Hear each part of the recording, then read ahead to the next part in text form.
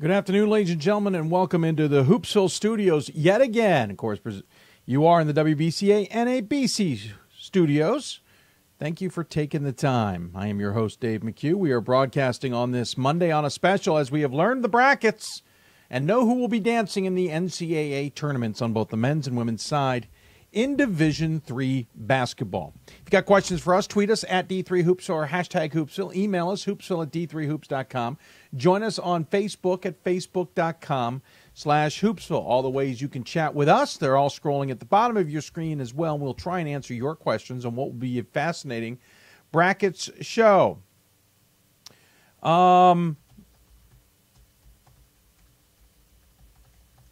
We will be joined a little bit later by Ryan Scott to break down the brackets and get his thoughts on it. We'll also talk to one of those coaches who's dancing in the tournament. We knew that. But we'll also add an interesting twist to the men's side. Yeshiva men's basketball coach will join us to talk about the Maccabees in the tournament. Then we'll also talk to the men's committee chair. Tim Fitzgerald will join us. Fitzpatrick, I should say, to join us to talk about the men's committee's work and their selections and their bracketing. We will unfortunately not hear from the women's committee chair, Bobby Morgan, unable to join us today. We will hopefully pre-tape something to either air in it separately or air on Thursday's show. We will work on solving that as soon as we can. So that's all I had. It's not going to be a very long bracket show. I think in years past it's been a longer show. We've had a lot of guests. Honestly, I'm a little worn out, so we're going to keep it a little bit tight, just working down the brackets. We also know there's probably a lot of questions from people, and we hope to answer those questions the best we can as well. Again, you can also chat with us on our interactive areas. They are aplenty, and we hope you'll take advantage of those on both our web stream live on YouTube, if you're on that page, or you can do it via the YouTube web stream simulcast as well. So lots of ways to interact, and we hope you'll take advantage. So we'll get going with our thoughts here in a bit as we push our social media outlet. But needless to say, I'm not sure if I'm disappointed or ecstatic on the men's side. We missed 3 teams. I half expected when I went to bed thinking about it all, we might have missed 5 or 6. So to only miss 3 is rewarding. The 3 we missed was because 2 of them were because we had them in all 3 are because we had different regional rankings. Not the ones we were able to acquire, but the ones we figured. All 3 were misses because of that. The first one, we missed Amherst instead of Springfield. You might remember if you listened to the show last night, I was more in favor of having Springfield ahead of Amherst. My colleagues Ryan and Bob were not. Chalk that one up to me. Springfield in the tournament, not Amherst, because of that swap. The other one completely caught me by surprise. Brockport leaped to second in the regional rankings. If we had realized that, maybe they get into the conversation. We never had them in the conversation. Our very last pick was Hobart, and Hobart fell hard in the regional rankings. Missed that one. And the other one was the long debate that we had between ETBU and Laterno. I don't remember, because I'm a little tired, where I fell on that one. I know at one point I was leaning towards Laterno, but then ETBU being 2-1 against them, especially the win this week, made me think that wouldn't happen and that ETBU would move ahead of Laterno.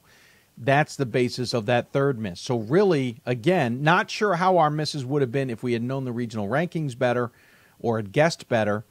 I don't know how would we have done better, but not too bad. On the women's side, we missed 2.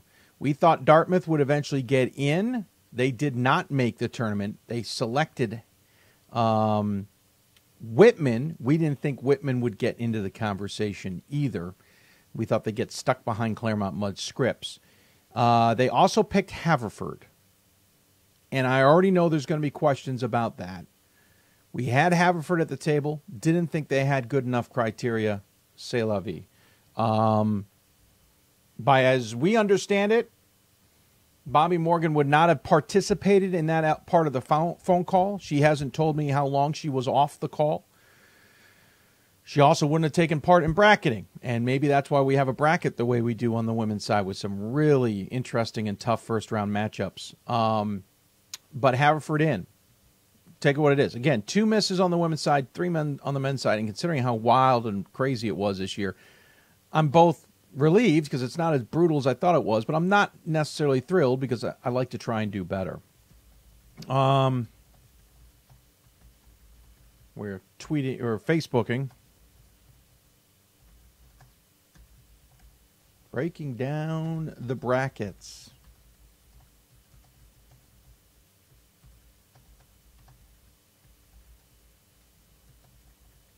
Again, if you've got questions for us, tweet us at D3Hoopsville or hashtag Hoopsville. Email us, hoopsville at D3Hoops.com, or join us on Facebook. Facebook.com/Hoopsville. Alan says, good afternoon, Dave. Great selection show today. Tough beat for UMass Dartmouth women. Yeah, tough beat. Honestly, that's one of those. I got a call the night they lost, and I said to the individual, I said, they're on a bubble. I don't love that they're on that bubble. I rather they not be in that spot. I'm a little worried about them. Depends on how everybody else does. We predicted they may make it into the tournament last night. But the Northeast region, especially on the women's side, not as deep as everybody thought it was when it came to the national conversation. Again, I thought Dartmouth might be able to sneak in there. Maybe we were a little blinded by their numbers. I don't know. Here's the deal. We should know, actually. Hold on. Let me see if I can find the women's, see if the women's regional rankings have come out. They have not. We'll have to follow up on that. We have to figure out if the men's regional rankings did come out, and that's where we saw some of the surprises. I want to see on the women's regional rankings if Boston made the cut. If Mass Boston made it to the Northeast regional rankings, and Mass Dartmouth was still left out, then I've got some questions, but I don't know the answer. He also says, you got the Springfield men right, Dave. Thank you. Have you review how Brockport men got in over Hobart in the final rankings? Well, when I looked at the final rankings on the men's side, Hobart jumped significantly, finished second. Hobart finished third. So we automatically know there's a difference there. Brockport's SOS is probably playing a factor there. There's only a 2-game difference between the two at 19-7 and 21-5. And if there's a sizable difference in the SOS, which I'm looking up, hoping the data sheet is accurate that I'm calling up, and it is. Brockport was 3-3 in region with a 529. Hobart was 1-2 with a 524. I'm guessing they gave it to Brockport on the 3-3. Just double checking making sure they didn't have a head-to-head that I completely missed. They did, and Brockport won it. So in reality, maybe we flat out forgot that one. Brockport had a head-to-head win over Hobart. They had a 3-3 in region record, or regionally ranked opponents record. Hobart had a 1-2. Their SOSs were equal, and Hobart had 2 wins better. Maybe we're splitting hairs a little bit. Maybe you could argue maybe the head-to-head trumped the 2-game difference. I don't know. That one probably split some hairs, but Hobart being second and playing more regionally ranked opponents probably had something to do with it. But Hobart being second is why they're in, and Hobart got left out. How can Whitman, WashU, Whitworth, St. John's, Platteville all be in the same sectional? Travel. Those were the number 1 through 5 teams in the top 25 last week. Brutal draw for those 5 teams, toughest sectional. I think they're all tough sectionals on the men's side, plain and simple. I don't think there's an easy sectional at all on the men's side. That being said, when it comes to travel, there's only so many things that they can do. They sent Whitman out to the Great Lakes last year. Well, you mentioned they didn't do that. They kept them a little bit more on the west side, and that's maybe rotationally based. Whitman's SOS, by the way, doesn't exactly scream that they need to be protected. It's like a 5-10.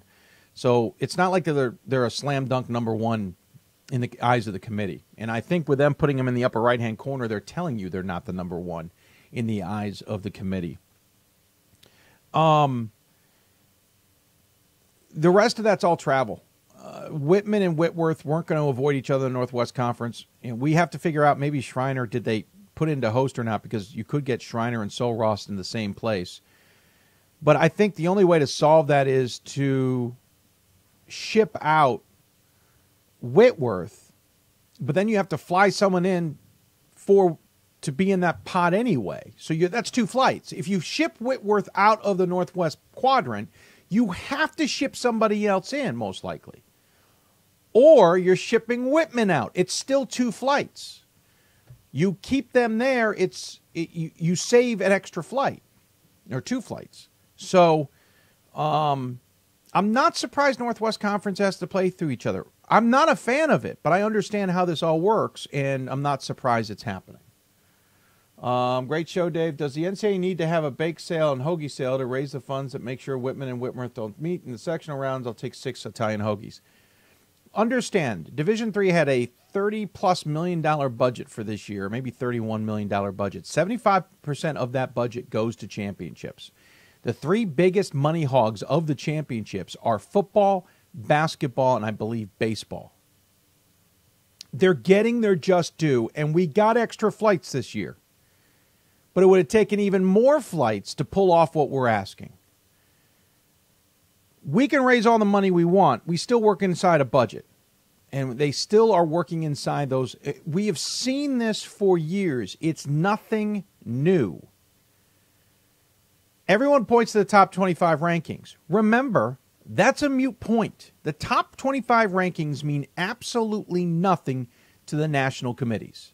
Nothing. We would love to have it mean something. But in no division, in any sport in the entire NCAA, do top 25 rankings matter diddly. So the fact that it's 1v4 in that upper corner, and the fact that the top 5 are all in the same sectional, is unfortunate. Maybe slightly avoidable in some ways. I haven't been able to break down the bracket that detailed. But more importantly, it's Division III. Again, I'm a proponent of trying to find better ways to do it. I'm not a proponent of just trying to make it up and just force things that we know aren't going to happen. How much does the committee try to avoid putting teams in the same pod that have already played during the regular season? If it's conference, there's a rule about it. If it's non-conference, they'll try, but let's be honest, it's not exactly avoidable. We do have Staten Island taking on Cabrini in the first weekend, in the first game. That's a rematch from a couple of weeks ago. I think that's because Staten Island's 16-12, and maybe the committee didn't feel they had any other choices. Staten Island wasn't exactly expected to be there. But we're going to get rematches because here's the other thing. We now see more and more teams playing each other, especially outside of region, and it just becomes impossible. But as far as what they try and do, we at least try and avoid conference opponents in the opening weekend. We try and avoid them at all costs in the second weekend. It's not one that can be completely unavoidable. It's going to happen. And the rest of it is what it is. Remember, some teams have to win games for those matchups to take place. Let's see. Brian had a question. No, we already answered that one. Just saw it. I'm trying to make sure we didn't get another one on our YouTube page. We did. Daryl says, deja vu. I shouldn't have been surprised. Almost fell out of the house I'm roofing today when I saw the men's bracket. A tough opening weekend for Whitworth. The only thing I'm disappointed about in that weekend, the only thing I'm actually disappointed about is Claremont Mudscripts playing Whitworth again in the first round in back-to-back years. I think you could have made an argument for Whitman to play that game. Now, they didn't move Whitman ahead of they didn't move Whitworth ahead of Whitman in the rankings, and I'm fine with that. It's based on one win. But I think you could have made an argument that Whitman gets the SCIAC winner this year, and Whitworth gets Schreiner. It actually would have faced off two AQs not playing each other. You do have two AQs in Whitworth and CMS playing each other this time. I wouldn't have minded not seeing Whitworth play Claremont Mudscripts second time in a year, and both in the first round of the tournament. That's the only caveat I have about that weekend. I think that could have been done better, if that makes any sense. By the way, on the women's side, there are some brutal brackets, absolutely brutal brackets. If you want to take a look at them, DePauw and Trine are playing in the first round, which is insane for me. Who wins, Gustavus Adolphus or Rose Holman? To be honest with you, I like Rose Holman. If no one's been paying attention to Rose Holman, I really like Rose Holman. It's nothing against Gustavus Adolphus, who I also think has had a pretty good season and worked their way in by getting to the conference championship game. I think Gustavus Adolphus is in bigger trouble if they had lost in the semis. That said, Rose Holman, go look at their resume. They've owned their conference, and they had an incredible 4-game stretch where, yes, they lost 3 of those games, but look at the scores. Look at the opponents. I like Rose-Hulman. At least Whitworth knows their opponent well. You're right, Daryl. They most certainly do. So, again, interact with us. Let us know what your thoughts are. We'll try and do our best to get you our thoughts as well. And, again, we'll have the men's committee chair coming up a little bit later in the show. Again, the men's rankings are out.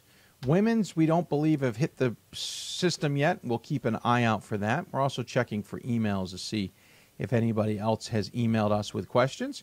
Not going to be a very long bracket show today, just because we're flat out exhausted, and it's been a lot of work. But we will hear from the men's committee chair. We may do a separate podcast with the women's committee chair after the fact, not save it for Thursday so it's not too dated. Ryan Scott will join us in a little bit. We'll also talk to him about his thoughts on things.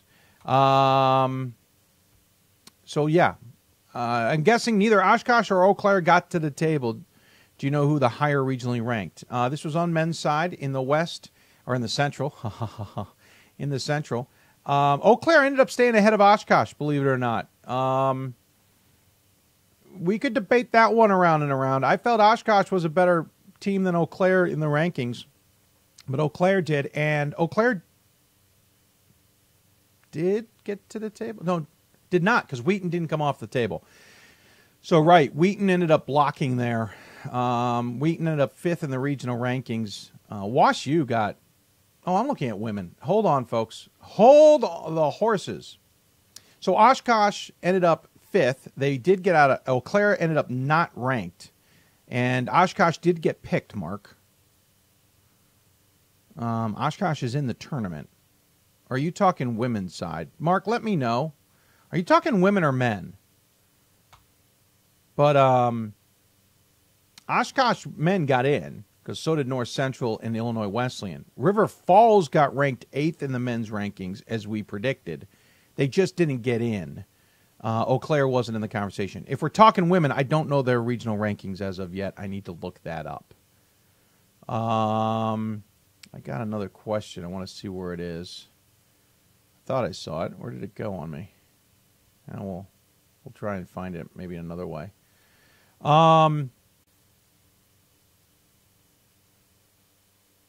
Let's see here. I know there's a question. There it is. I had to jury rig my website here or my website systems. So in the region with Randolph, Macon, Whitewater, and Thomas More hosting, is there any Hope would likely host? If they all win, Hope would likely host. Aaron, I'm not sure.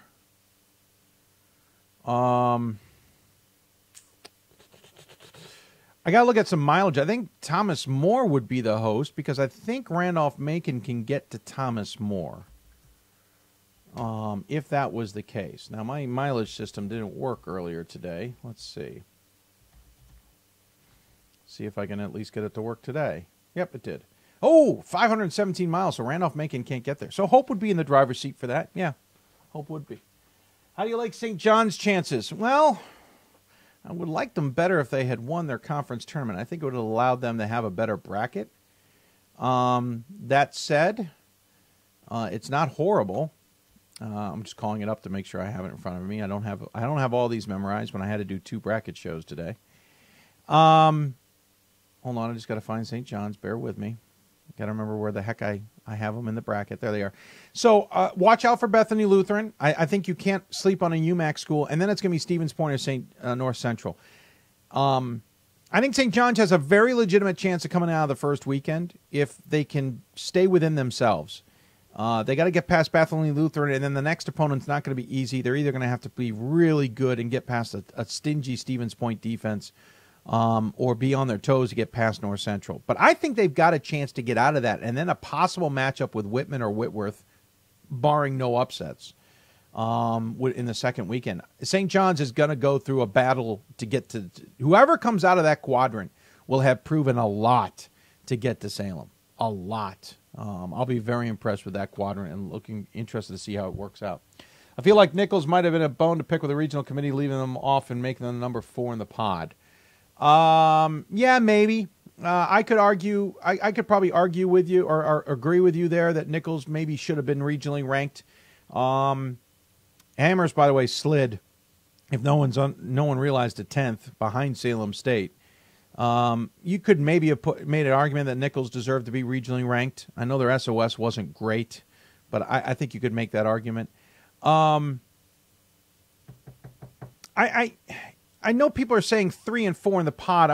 I get a little nervous about that when we talk about Division III rankings. I don't love that terminology. I know Ryan may use it later. I don't love it. But I can see the argument that maybe they should not, maybe New England College should have gone there and they stayed home. I'm not sure. We'll have to ask maybe the committee on what they thought of that, especially since the chair is the Northeast Committee chair. Who finished higher in the Great Lakes region, Ohio Wesleyan or Ohio Northern? That answer was Ohio Northern was 5th, Ohio Wesleyan was 6th. So the information we got was, by the way, somewhat inaccurate. Part of our information said Ohio Northern was a lock. I knew that wasn't going to be true. But Ohio Wesleyan did stay behind Ohio Northern by 1, which we did get an update on and what did turn out to be accurate. I was surprised Worcester fell to 4 and Marietta went up to 3, to be honest with you. I thought Marietta would get hurt by that Ohio Northern loss and Worcester would stay at 3, but it didn't matter because neither of them were going to host anyway. Maybe it'll matter in the second weekend. I think the other one that's interesting is hosting-wise is Christopher Newport. They're the 4th in the Mid-Atlantic and hosting. Swarthmore's the 3rd and not hosting. I have a feeling they needed Christopher Newport to host for some reason. I don't know all the details, but I am surprised by that hosting decision. The women's pod at Illinois Wesleyan is toughest I've seen in recent memory. Thoughts on who comes out of that? I think that is one of 2 of the toughest pods on the women's side. I think there's multiples that we could certainly talk about. I'm just double-checking where that. There it is. So they'll take on Marietta and have DePaul and Trine. I definitely think that's hard. I think the Texas pod is also equally hard. Texas Dallas versus Trinity, Texas, and East Texas Baptist versus Whitman. And I don't love the St. Thomas pod. I think Chicago's going to have a test with Wisconsin Lutheran. St. Thomas is going to take on Chapman, and most likely, if seeding holds, Chicago taking on St. Thomas in the second round is a brutal matchup as well. I don't love that George Fox is taking on St. Benedict in the first round at the Wartburg squad. And then again, Wartburg's going to have to take one of those 2 on in the second round. Don't love that very, very much. So there's a few there in that lower right-hand side that I cringed when I first saw that bracket, to be sure.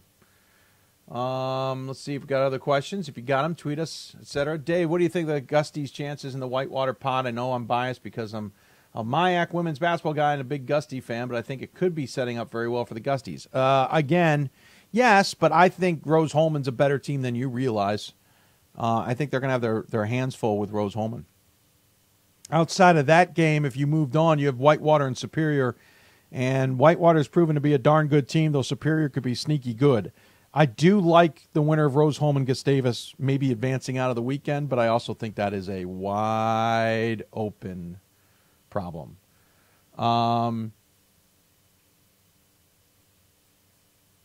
Let's see. I thought I saw another question pop into the system. Said, there's a conversation going on. I'm not going to dive into that just yet. I can deal with that later. Men's River Falls. What about it, Mike? Didn't make the tournament. The criteria wasn't good enough for him. If you look at their criteria for River Falls, I'm just quickly reminding myself since I don't remember. 18-9, which is a 667. We're right at that Mendoza line. The Mendoza line used to be 700. It's now a little more securely 667. They were 3-7 against regionally ranked opponents. I don't see how River Falls.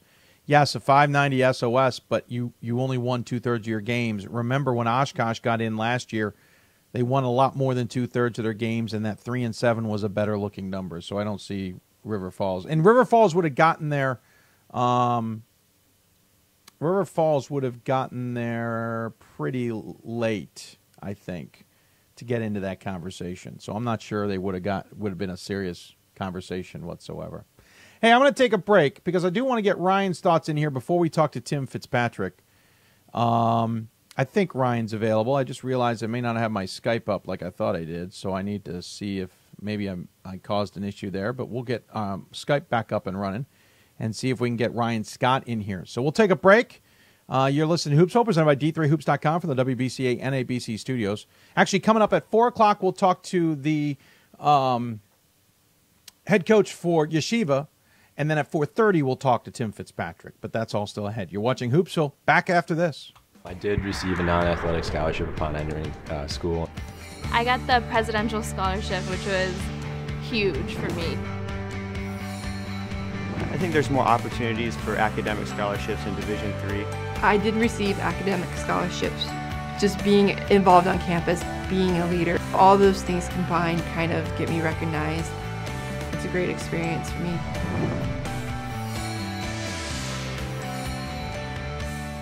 My name is Marcus Walker.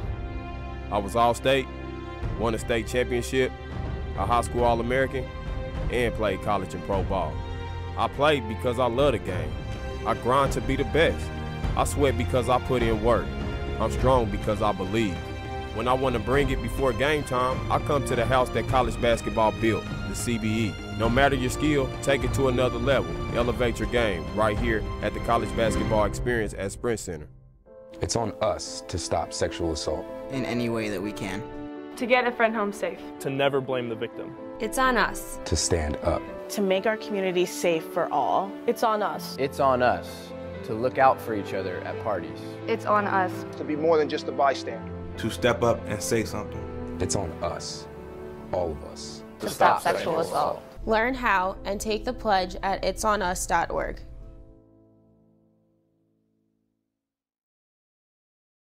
We've got more schools than Division I, more fans than Division II, and more upsets than March Madness.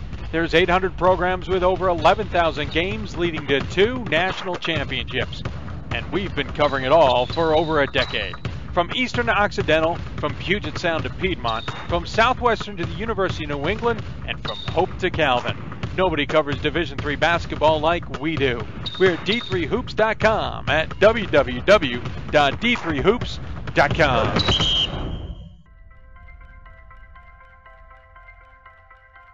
I'm a Division III student athlete, and I know how powerful words can be. The term gay doesn't mean stupid, lame, or less than. So I pledge to speak up if I hear the term gay used in a derogatory way or any other homophobic terms. If you can play in Division III. I'm a Division III student athlete, and my teammates unconditionally accepted me as part of their family. So now I pledge to do the same for others. If you can play in Division III. And welcome back to Hoopsville, everybody, on this Bracket Monday special as we're breaking down, the brackets from the Division III men's and women's selection shows. I got to see the first time the bracket earlier than most of you, and it took me a while to figure it all out. I'm still trying to figure it all out. That's why I usually go to some friends of mine to try and discuss it with me. Of course, one of those friends did a lot of the yeoman's work with me last night as well on it, and that was Ryan Scott. Is once again a little glitch with our system, and then finally it pops up. I actually wanted to use a different screen. We'll use this one until I fix it. Ryan Scott joining us via the City of Salem Skype hotline. Sir, good to see you. Good to be here. Listen, we could break down 100 things. First and foremost, I said at the beginning of the show, I'm both ecstatic and maybe disheartened because I could argue this several ways, that we missed 3 on the men's side and 2 on the women's. But in hindsight, we only missed 3 on the men's side and only 2 on the women's.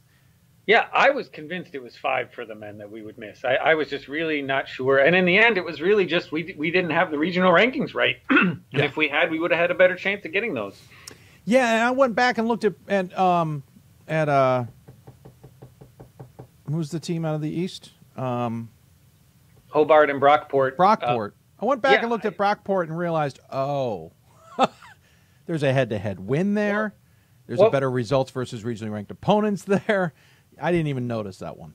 Well, what we had missed is Plattsburgh was in between. Hobart was 1 and Brockport was 3. And so until Plattsburgh jumped them, the head-to-head didn't come into play. And I think if we'd paid a little closer attention, we probably could have figured that out. Yeah, I agree entirely. And it's, again, some years we've been great at figuring out the regional rankings or gleaning them. This year we didn't. I'm going to have to go back to the drawing board and maybe cultivate a few new resources and sources to get that in the future. But needless to say, I am going to pat myself on the back. I said Springfield over Amherst. What we learned is that 17 wins is not enough. It doesn't necessarily matter what the percentage is there. Yeah. I wonder, I don't know that I'm going to call Dave Hickson, but they only scheduled 24 regular season games this year, and I'm wondering if he's regretting not playing that 25th one. One more win could have made a difference, especially if it was at a decent team with to give you a decent SOS bump. Not that their SOS needed it, but a regionally ranked nod could have helped them as well. The other one was Laterno. For seeing the regional rankings the way they turned out, I'm a little surprised ETBU didn't get in front of them, but I am really surprised by how far Macon fell, because someone else was talking to me about Macon. But I think if Laterno had been there, and I don't remember where I stood on this one, to be honest with you, I think you guys swayed me. Laterno actually had some decent numbers that maybe would have been a better fit nationally. They had the higher win total, which, as we found, was a little more influential this year than maybe last year. We live and we learn, right? And, of course, it could change again next year, so who knows? Don't worry, we'll do it all again next year and be all wrong about it, too, because they would have switched it back to something else. Who knows? But, yeah, the 23-4 probably would have stuck out. And, again, that was another situation where in those rankings, Emory and Henry popped in between them in ETBU. So comparing those in the list, that head-to-head wouldn't have been as important. Yeah, exactly. So a little interesting tidbits. And, again, I think just based on the fact that we had different information. And we also said that. By the way, I got a question. You can probably help me with this. I said, well, I'm gonna say it gently, Joe. He said, Ohio Northern men and women got shafted by a bunch of idiots. Well, then we're part of that bunch of idiots, too, because we didn't have Ohio Northern men in either, Joe. Our women won the league and went to the finals of the tournament. They had 23 wins, yes, but a poor SOS. The men went to the finals of their tournament. They finished second in the league. They had 6 losses. Their losses were 3 to St. John Carroll. That's a problem. 2 against Marietta. That's a problem. And 1 against Wash U, not helping you. All 3 of those were ranked all year. The problem is, and I'll get to the rest of this, but people are putting maybe too much stock in the losses there, Ryan. At some point, you need to win one of those games. Yeah, I mean, I think Ohio Northern had a pretty good resume. The problem was they had an injury to their best player who missed a couple of games late in the season. And they added a couple losses in there, and you just, that's unfortunate. Injuries happen, and that was a really inopportune time to take a couple losses.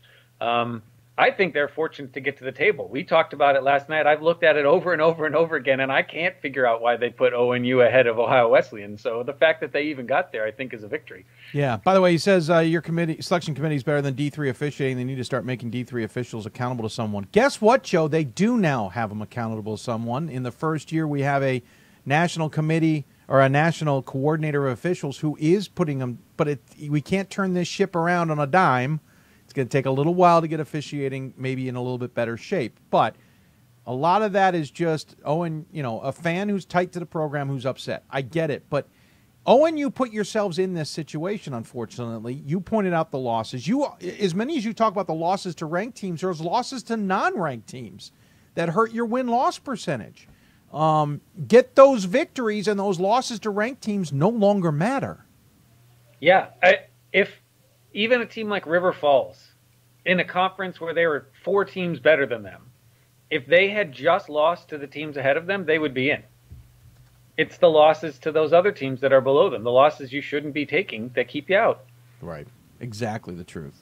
Middlebury did the 2-week wait and sit thing. No surprise. We all kind of knew that was going to happen, but I did get a chuckle out of it. But only 4 teams. Again, we didn't have NESCAC. We didn't have a fifth. We had a 5th NESCAC is what I'm trying to get at. There's a lot of things we could break down about this bracket. We'll continue throughout the show. But was there anything else just about the selections that jumped out at you?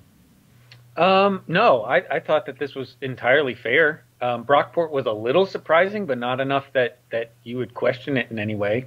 Like I said, we've talked off air that the only thing that bothered me about that was having New England College and Nichols where they are. I think that those teams deserve to be swapped. Nichols is considerably better than New England College, and having to go to Plattsburgh and play Plattsburgh, I don't think it's fair for them, and it would have been for New England College. But if that's all they messed up, that's a pretty good year. By the way, we forgot. NESCAC's limited to 24 games. We forgot about that. Are they? Yeah, I was just going through the NESCAC schedule. They're all limited.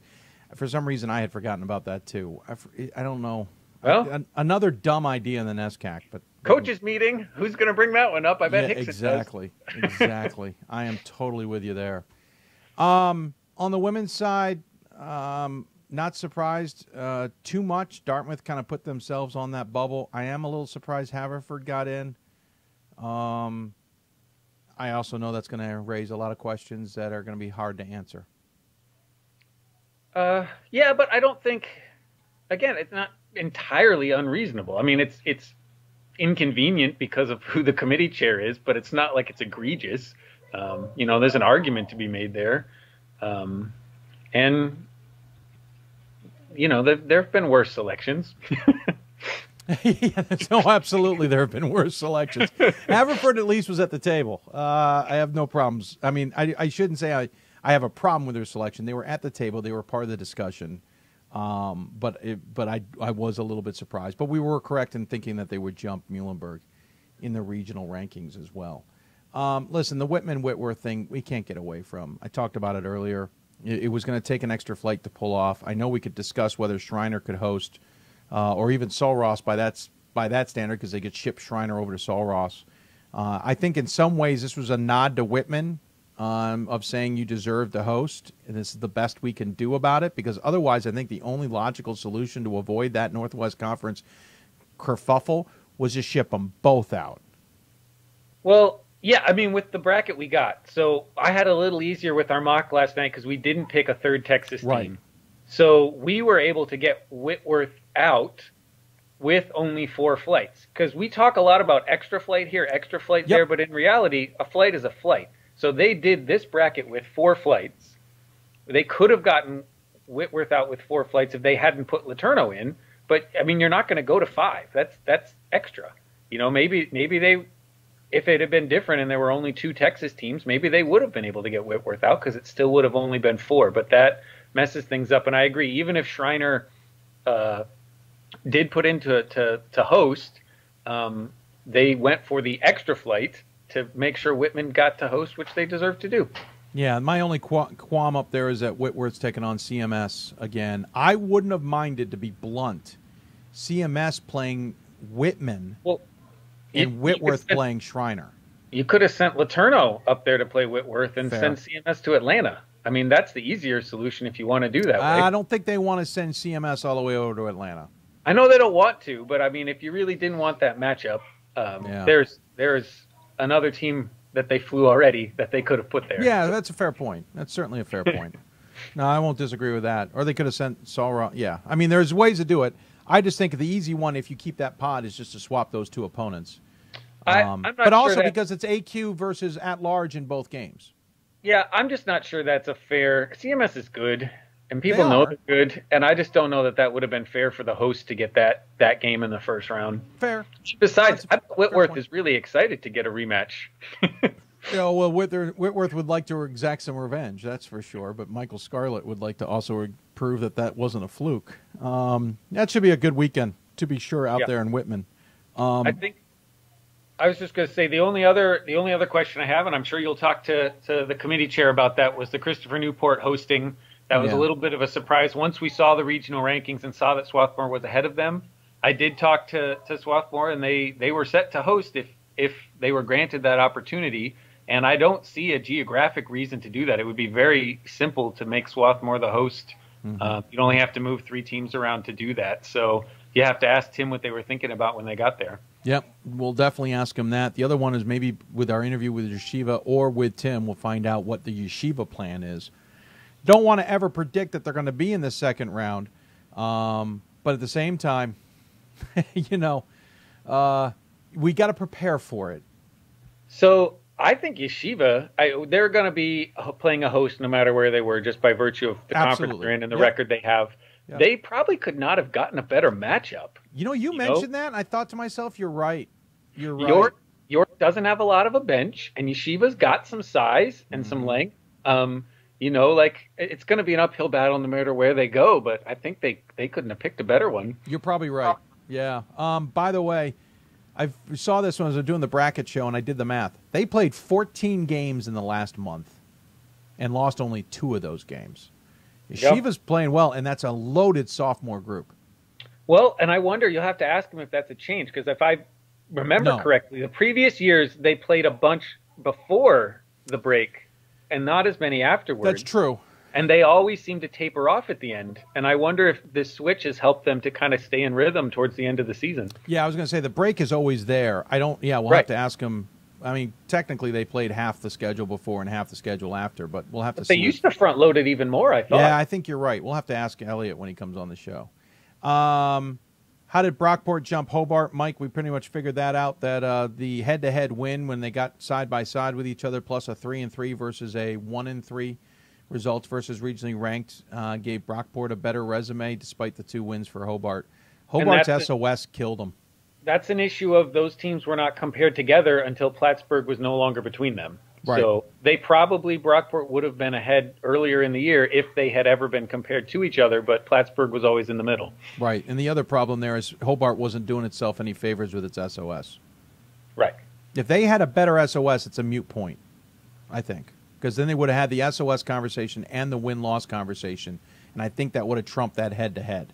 But because of the 2-win difference in the win-loss. But because they didn't have the SOS conversation, it made the win-loss almost equal, though their SOS numbers were kind of close together, if memory serves. So I think that head-to-head came to be a little bit more.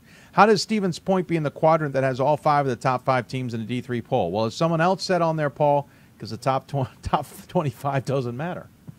And Stevens Point, they shouldn't be protected. It's not like they have a tremendous resume. They played very well in the WIAC, and they won the WIAC AQ, but they also have a ton of losses. So they're a middle-of-the-road team.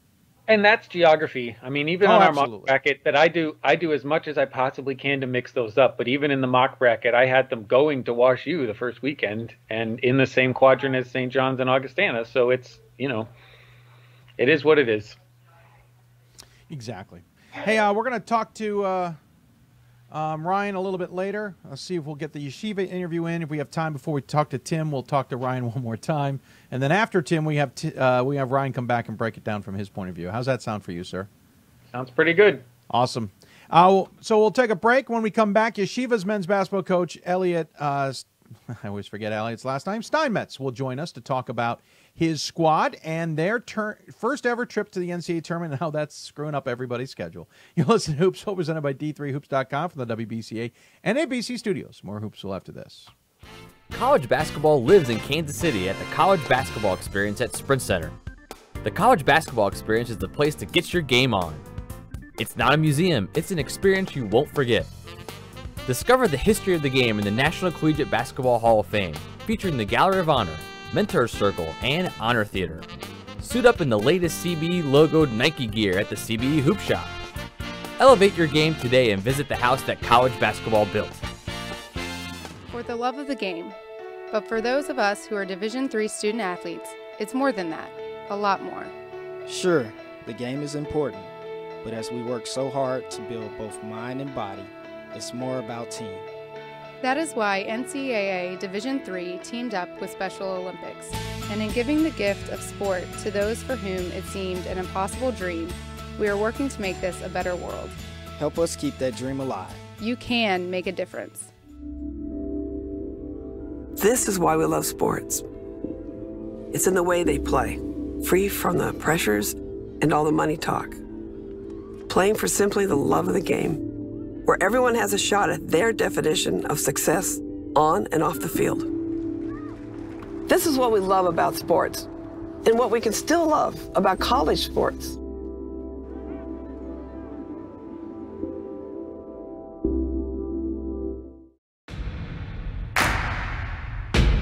It starts right when you hit the court. You imagine your finest moment. The game-winning shot that gets you to the dance, a monster dunk or no-look pass, and cutting down the net. Sports lets us dream of our own success and prepare us for our finest moments on and off the court.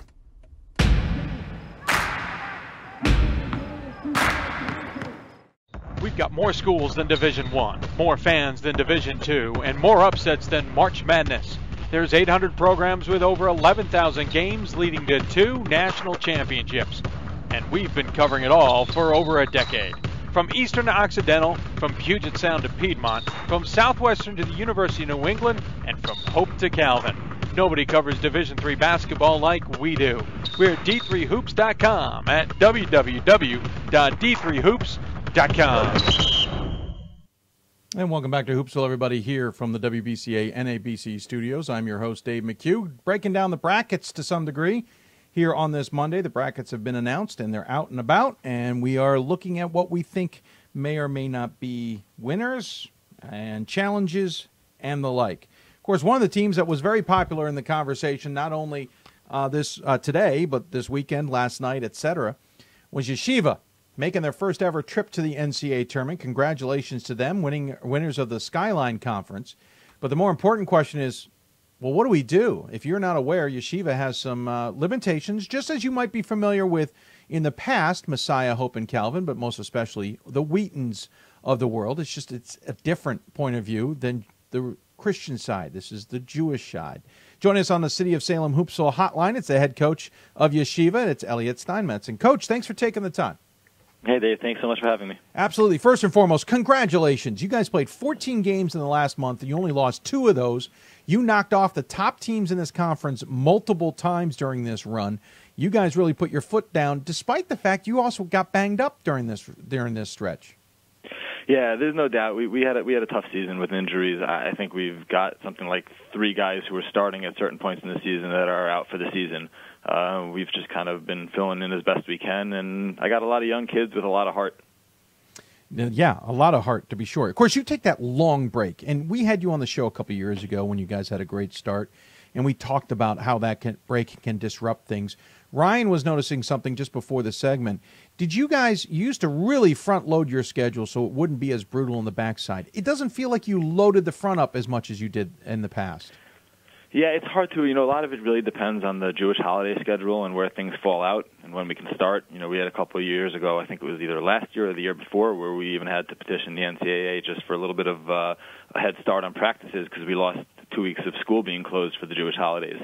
So a lot of it really just depends on when the holidays fall out in October and November, and then obviously our winter break is a different break.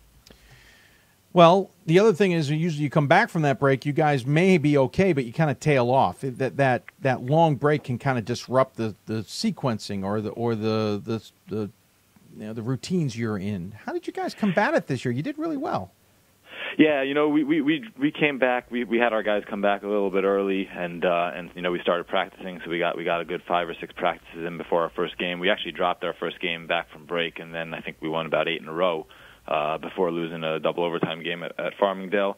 You never know from year to year how guys react to that kind of a thing. I think the fact that we were so banged up, the last 6 or 7 games before break, we were playing with 7 guys.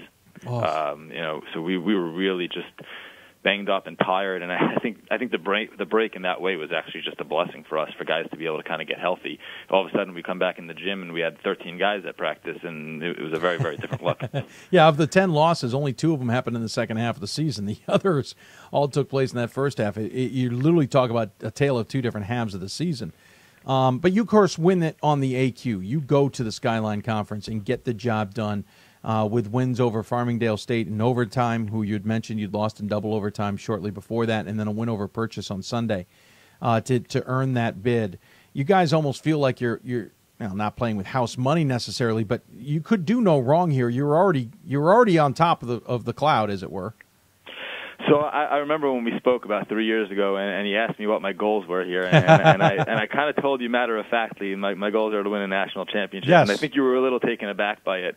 The first goal was to win the conference, and we're young and we have a bunch of sophomores, but our goals are still the same. And while a lot of people might look at it as house money, we want to keep winning games, and we recognize what's in front of us. We're very well aware of our opponent and what they've done this year, and we're going to work hard and play hard and try to compete as best we can. With a story like yours, there's one thing that certainly comes with it. We're not the only media outlet looking for you. And I'm not saying this egotistically, but normally we are the only media outlet talking to some schools about their accomplishments. You guys have gotten some worldwide attention for this. To some degree, there's an entire religion hanging on every game now. It's been amazing. You see what the crowds look like at our games recently. It's been an awesome experience. You have Hebrew songs being sung in the crowd, and just people from all over the world emailing and calling and texting. It's hard to get any real work done. Well, you keep volunteering and saying yes, Coach. So you get to go to York for your first round matchup, which is exciting in itself. We haven't gotten an answer from the NCAA. We may not. We don't know if it's even been worked out yet. But we should talk about the fact there's some limitations that need to go into place here. You guys are technically not allowed to do anything, and I do mean anything, from sundown Friday to sundown Saturday, including travel, including anything else. I know the Skyline moved the championship for you guys to Sunday to accommodate, which is, obviously within the norms. But and I know the NCAA has talked with you guys and the conference and whatnot on how we make this work. What has those discussions revealed, and do we have an answer as of yet? So I'm waiting to hear what the final decisions are from IAD, but they will accommodate. Oh, absolutely. There. Yes. I'm pretty sure we'll end up playing Friday afternoon, and probably if we're successful and somehow advance, then we would, I believe, play Saturday night. So that's the question. I didn't know if it would be a Friday afternoon, which I suspected as well, and a Saturday night or a Sunday afternoon. You can't even practice, if I understand what you've told me in the past well enough. If you can't travel, I can't imagine you can't practice either. Would Saturday night be beneficial, or, to be fair, to give you practice time, wouldn't Sunday work better?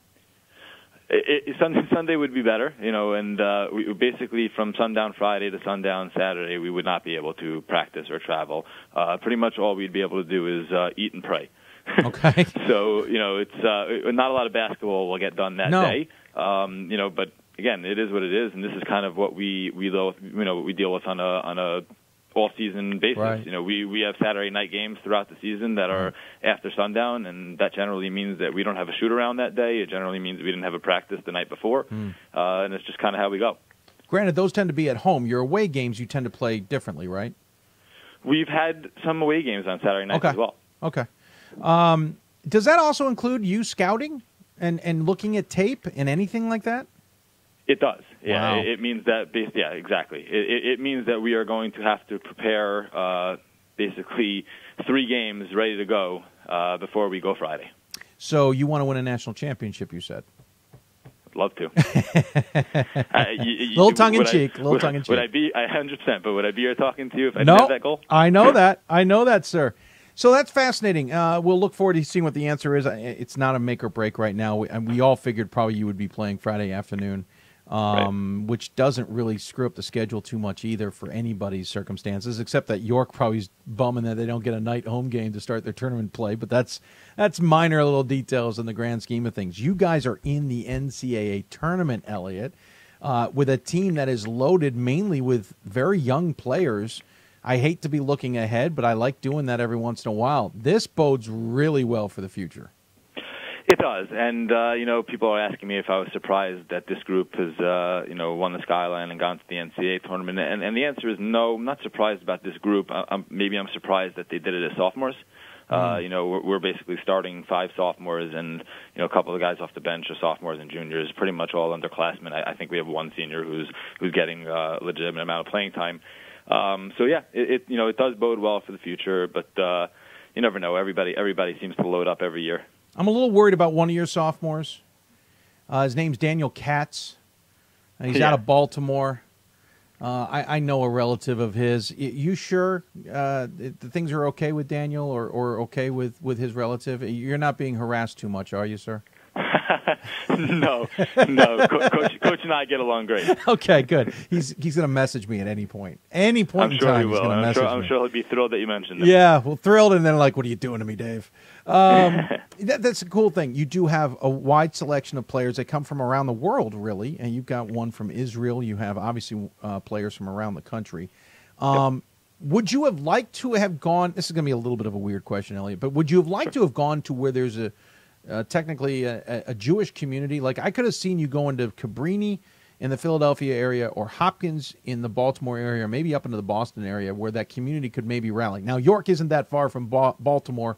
They can easily travel up I-83, but that could have been a neat little unique opportunity for you guys. Yeah, there's no doubt when we were sitting and watching the show earlier, we were kind of hoping for, for no basketball reason at all, hoping for a Hopkins or a Cabrini, just to kind of be in a Jewish community for the Sabbath. Yeah. But like you said, the Baltimore community is close. I believe Philly's not that far either. No, it's not too bad. And I believe there's a Jewish community in Harrisburg, even Pennsylvania. It probably is. You're right. So it's again, we'll make do at the hotel and figure our stuff out on the religious side, and that's something that the university will help out with a tremendous amount. But yeah, there's no doubt we were kind of hoping for that, but we're happy to be playing. What's the craziest reaction you've gotten, or maybe most out of this world message you've received per the win on the Skyline? I think it's just the overwhelming amount of people that are emailing from almost like past life. It's I got emails from like high school basketball teammates of mine from back in the late 90s who I haven't spoken to in 20 years that were watching the game. A couple of them live in Israel, and they were getting together to watch the game on the internet. So it's just been overwhelming, and it's been a cool thing. Well, I can tell you this much: York does a really good job of web streaming. I will call their SID to warn them that they might need some extra server space. For that game coming up on Friday. Again, you guys have played really well. You knocked off some of the top teams in this conference. I know you've been building for this for a while. What was your first reaction when you guys finally cut down the nets? The first reaction, honestly, was to turn to one of the conference people and say, "Hey, we need a little bit of a tutorial here on how to cut down nets. We've never done it." But we have some smart kids over there at Yeshiva, and they figured it out pretty fast. It's very surreal. You kind of just you're in a moment, and you can't believe that it happened, and something that you're working towards, and something that you kind of dreamed of, and then it's there. It's just a very, very awesome and moving experience. Well, congratulations. I do remember you saying you wanted to win a national championship. I'm just glad we got the first one out of the way, and that was the Skyline Championship. Yeah, maybe that took definitely you comes first. Yeah, might have taken you a little longer than you planned, but I'm thrilled that you got the opportunity. Look forward to seeing how you guys do against York. As always, we give the coach the final word. Any final thoughts you want to share with those who may be tuning in? Just thank you for the opportunity, and it's always great to be involved on your show, and just be, we're happy to be in the national picture, and we hope to stay there for a while. So thank you for having us. Absolutely. Congratulations yet again. Enjoy the trip. I'm just down the road. I don't know, though, whether I'll be buried in this studio or able to get out and see your game. If I'm there, I will make sure to say hi. And in the meantime, take care, and thanks for taking the time out of your day today. Thanks, Dave. Appreciate it. Absolutely. Elliot Steinmetz joining us on the City of Salem Hoopsville Hotline. They are at York in York, Pennsylvania. If you're not familiar, it's just north of Baltimore and south of Harrisburg, about equal distant. York, pretty good squad. Good game there. It'll be a Friday afternoon game, it appears, and probably, if they win, a Saturday night game. But, hey, they've got to win first, right? A lot to get figured out. We'll get official word when we need to, and et cetera, et cetera. We'll take another break. When we come back, Ryan comes back for a couple minutes before we get Tim Fitzpatrick on the line to talk about the men's committee decisions. You've been listening to Hoopsville, presented by D3Hoops.com from the WBCA and ABC studios. More of this bracket special when we return. I'm a Division III student athlete, and I know how powerful words can be. The term gay doesn't mean stupid, lame, or less than. So I pledge to speak up if I hear the term gay used in a derogatory way or any other homophobic terms. If you can play in Division III. I'm a Division III student athlete, and my teammates unconditionally accepted me as part of their family. So now I pledge to do the same for others. If you can play in Division III. I used to never really talk, ever. I was afraid if I said something wrong, everyone would laugh at me. But then I started to play golf with Special Olympics. It helped me to find my voice. And now everyone else is speechless. We've got more schools than Division I, more fans than Division II, and more upsets than March Madness. There's 800 programs with over 11,000 games leading to 2 national championships. And we've been covering it all for over a decade. From Eastern to Occidental, from Puget Sound to Piedmont, from Southwestern to the University of New England, and from Hope to Calvin. Nobody covers Division III basketball like we do. We're at D3Hoops.com at www.d3hoops.com. Division III allows you to give yourself to other things. Having that free time allows me to pursue the things that I want to pursue. Division III athletics affords students the opportunity to, engage in the other interests in their campus and in their lives outside of that sport. It allows you to just be able to do everything you want to do. I wouldn't change it for the world.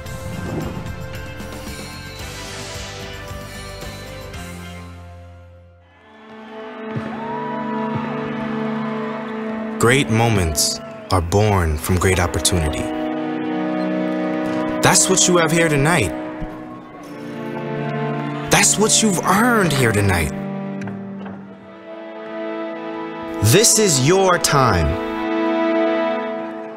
Now go out there and take it.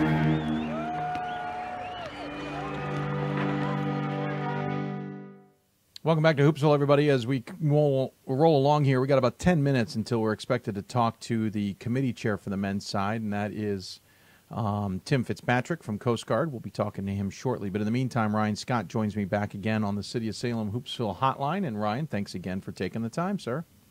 Oh, glad to do it. It's a great day. Oh, yeah. This is the fun part. So we just talked to Yeshiva. A couple things people asked. If they lose on Friday afternoon, do they have to stick around until after sundown on Saturday to be able to travel home, or can they leave after the game, even if it probably has them on the road after sundown Friday? The answer to that, Jay, is no. They cannot travel after sundown. So if they were to lose, they are most likely parked in York until Sunday afternoon, or they could leave Saturday night potentially, but that's a late return home Saturday night. I'm not sure if they'll do it or not. And it sounds like they'll be playing Friday afternoon. I suspect maybe a 1 or 2 o'clock tip. Sunset in this area is about 5:30. So it depends on if they need to get some dinner and stuff like that before the sun goes down. So I wouldn't be surprised if it's a 1 or 2 o'clock tip.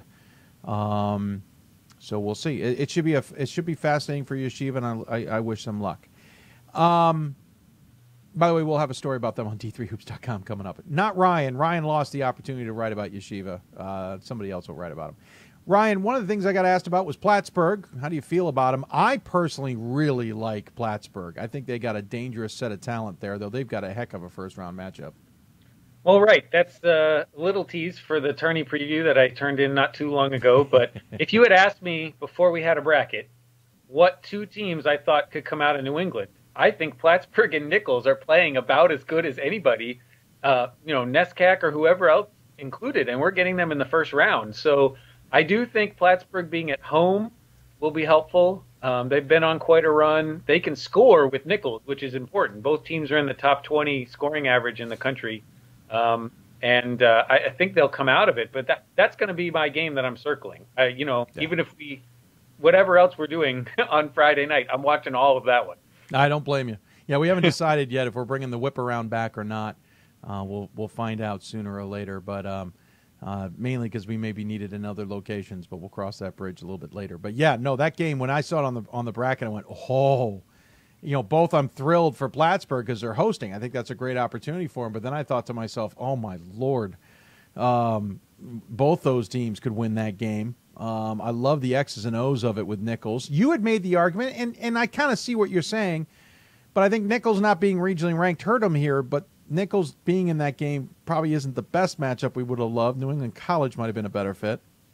Well, and they're right next to each other on the bracket there. Yeah, like, it's not that. I know, you've got the whole committee working, and they're probably in a time crunch to make sure they get everything done right, and that's one that can slip by. And I'm hopeful that Tim will, just as he did last year, when also with Nichols, they got kind of in the wrong pod, that they'll be willing to talk about that. So yeah, we'll see what he says when he comes on in a couple of minutes. One of the teams I wanted to talk to you about was Lebanon Valley. I was blown away for as much as I've known that program. This is their first conference title since '95. I can't remember the last time they were in the NCAA tournament. We've only talked to them about a handful of times. I forgot McAllister wasn't even the head coach back then when they won their last conference title. Of course, 95 was the year after they won the national title. They got upset in 95 in the first round by, I don't know, some school I really know well. But it's really funny to me that they haven't been more successful. But this was what I've been waiting for. I was waiting for them to kind of break through and get into the tournament. And man, they earned their way in here. How do you think they're going to do this tournament?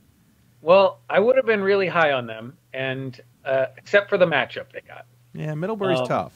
Well, and the thing is, they've got almost 2,000 point scorers there at Leadville. You know, Sam Light's already over. Andy Orr is pretty close. Yep. Sam's a guard. Andy Orr is a post player. Problem is, he's not the biggest guy. He's tall and he's long and he's really skilled, but he's not the biggest guy in the world. And Middlebury has a bunch of big guys. And I think it's going to be a little tough for him in that matchup. I think many other teams they would match up really well against, but that one's going to be a difficult one. My only thought is Middlebury dropped the last 3 and have been sitting for 2 weeks. Last time they sat, Christmas holiday, didn't go so well. Exactly. And that's where there's a little bit of light at the end of the tunnel for Leadville, because we don't know what kind of shape Middlebury's going to be in. You know, they haven't played in a while. They've shown, you know, a couple of times where they lost a little focus this year. So it's certainly possible, but it's going to definitely be an uphill battle for Leadville. Yeah. But I'm loving that they're in there, to be honest with you. I kind of enjoying it, chuckling a little bit for myself. And those two guys, if you haven't seen those guys play, tune in for a little bit of that Middlebury game. I mean, Light and Orr are just really super talented guys. It was a little bit of inconsistency this year. I think, you know, they would have been much higher up in the rankings. The committee has given the NJAC teams a chance to win the first round, but they have made it difficult to get out of the first weekend. Ramapo is going to take on Moravian. I don't think that's an easy game in any way, shape, or form, but they're at Williams. They'd have to upset Williams to get out of it. Yes, I understand Williams has to play Bridgewater State, assuming chalk. And on the other side of it, New Jersey City will play Union. If Jersey City's as good as they are, they'll get out of that. But then, remember that game we were just talking about, Plattsburgh versus Nichols? That's on the other side of that pod. You know, Ira's going to kill us, but of course he is. I don't think NJCU can score with either of those other two teams. You know, Sam Toney is great. He's a fantastic player, and he can score. But as a team, I just don't know that they can keep up. Now, maybe the defense will help, but both of those teams, Nichols and Plattsburgh, just have so many weapons to shut down. It's not a great matchup for them. I think Ramapo's got the better one, really. I mean, Williams is solid, and they're strong, and I don't think they're going to lose. But they're not like a world-beating kind of team. True. They definitely have vulnerabilities, and I think games will be kept close. I think Ramapo's got the better chance, although I'm not sure either one's getting out of the weekend.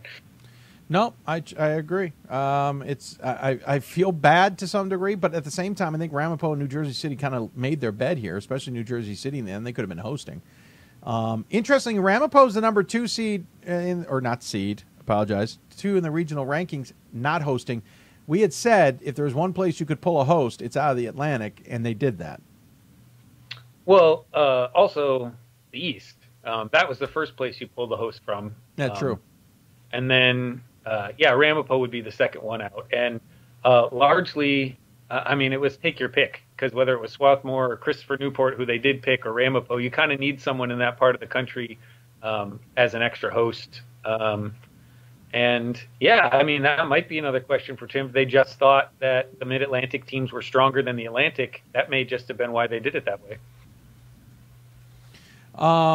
Talking with Ryan Scott here as we get ready for the conversation we're going to have with Tim Fitzpatrick. Is there anything in particular, I'm sure you'll chime in off air with me in particular, but is there anything in particular you are hoping to hear from Tim? No, I would ask the question about Christopher Newport hosting, why they went that direction. Nichols and New England College, and then just the questions we had surrounding Schreiner and how they decided to work that all out, whether it was really to prioritize Whitman hosting, which is what I think it is. And then obviously, those three are really the ones that I would ask about. And then there's minor ones. I don't know how much time you've got with him, but like putting Wittenberg and Marietta in the same pod.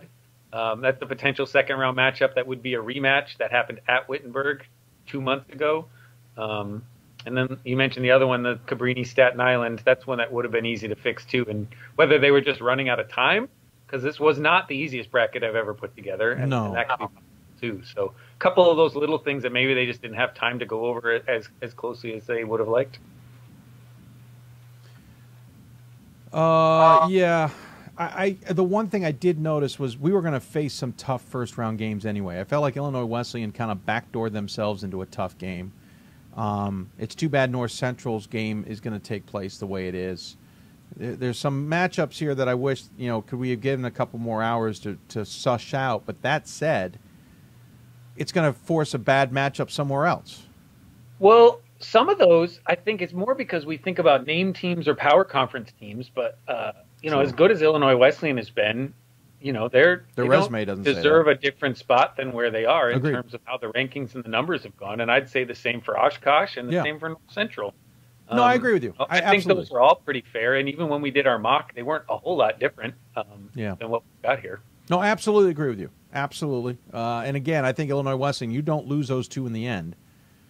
Even split them, and you're not in this situation. They may treat you a little bit better because your resume speaks a little bit louder.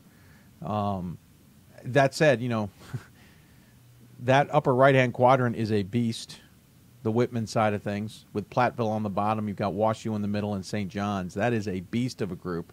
I wouldn't mind swapping maybe one of that whole group out of there, but you got to start looking at travel stuff to see if you can even pull that off. And my quick initial reaction is, yeah, maybe not. I mean, they maybe could have swapped it with the Augustana grouping or the Wittenberg grouping, but either way, you're still creating a hell of a beast of a bracket. Yeah, I mean, those are going to be a little tougher over there. I didn't go through every last individual one. I think our mock bracket's a little more balanced, but you still have two quadrants that are stronger than the other two, and you're just never going to get away with that, at least this year with the geography we have. Yeah, absolutely. Hey, I'm going to let you go, but thank you so much. I'm going to get back to you, though, after we talk with Tim, because I'm sure I'd love to get your feedback, and we'll wrap up the show with you. But thanks for the time, as always, and we'll get back to you in a bit.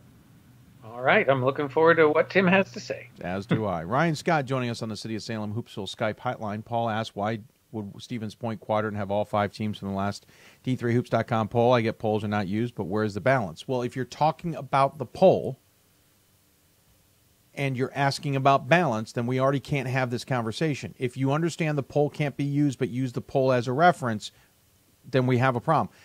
If you look at those from criteria standpoints, Stevens Point's an average in the middle of the road team and others. We just discussed that. So we got to get the top 25 conversation out, removed. To quote a coach who tweeted or texted me a short time ago, it seems no one understands that the top 25 has nothing to do with this. No, apparently no one understands that. We can take a break. When we come back, Tim Fitzpatrick from Coast Guard, the committee chair for the men's committee, will join us. You're listening to Hoopsville, presented by D3Hoops.com from the WBCA and ABC studios. More Hoopsville after this. Great moments are born from great opportunity. That's what you have here tonight. That's what you've earned here tonight. This is your time. Now go out there and take it.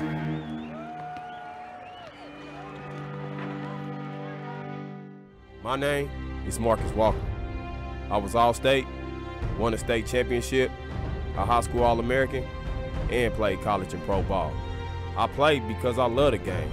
I grind to be the best. I sweat because I put in work. I'm strong because I believe. When I want to bring it before game time, I come to the house that college basketball built, the CBE. No matter your skill, take it to another level. Elevate your game right here at the College Basketball Experience at Sprint Center. Something I discovered in myself is that if I have a goal, I can accomplish it. It's a well-rounded experience. At a Division III school, you primarily a student athlete, so the school is really shaped around you developing yourself as a complete individual. It helps a lot that you have a family with your team that can guide you.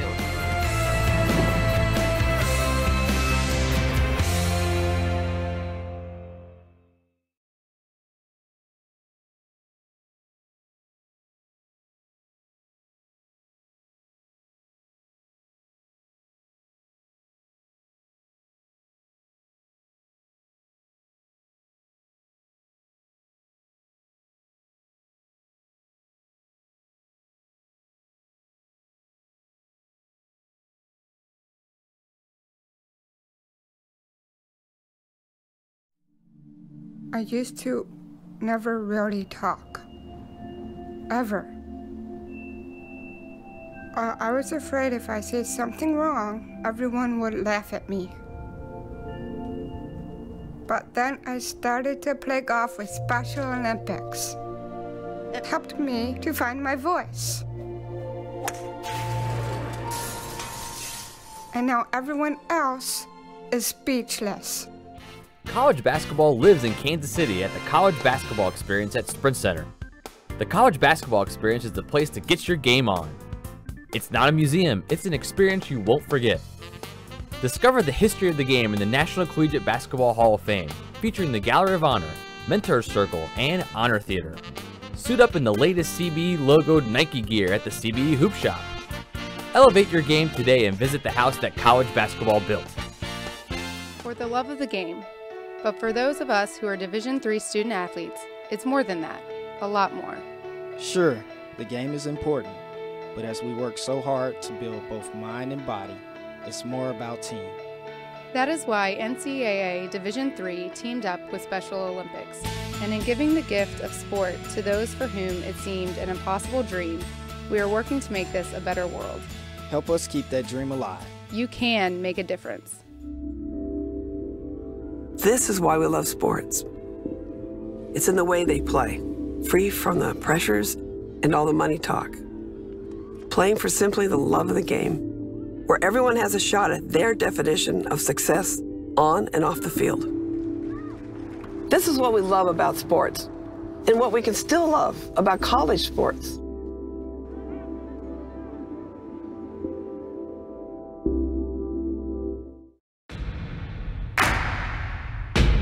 It starts right when you hit the court.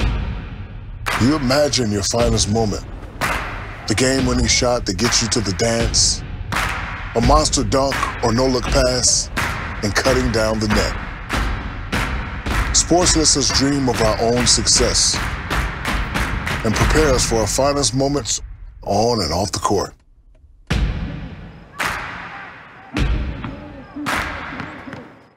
We've got more schools than Division I, more fans than Division II, and more upsets than March Madness.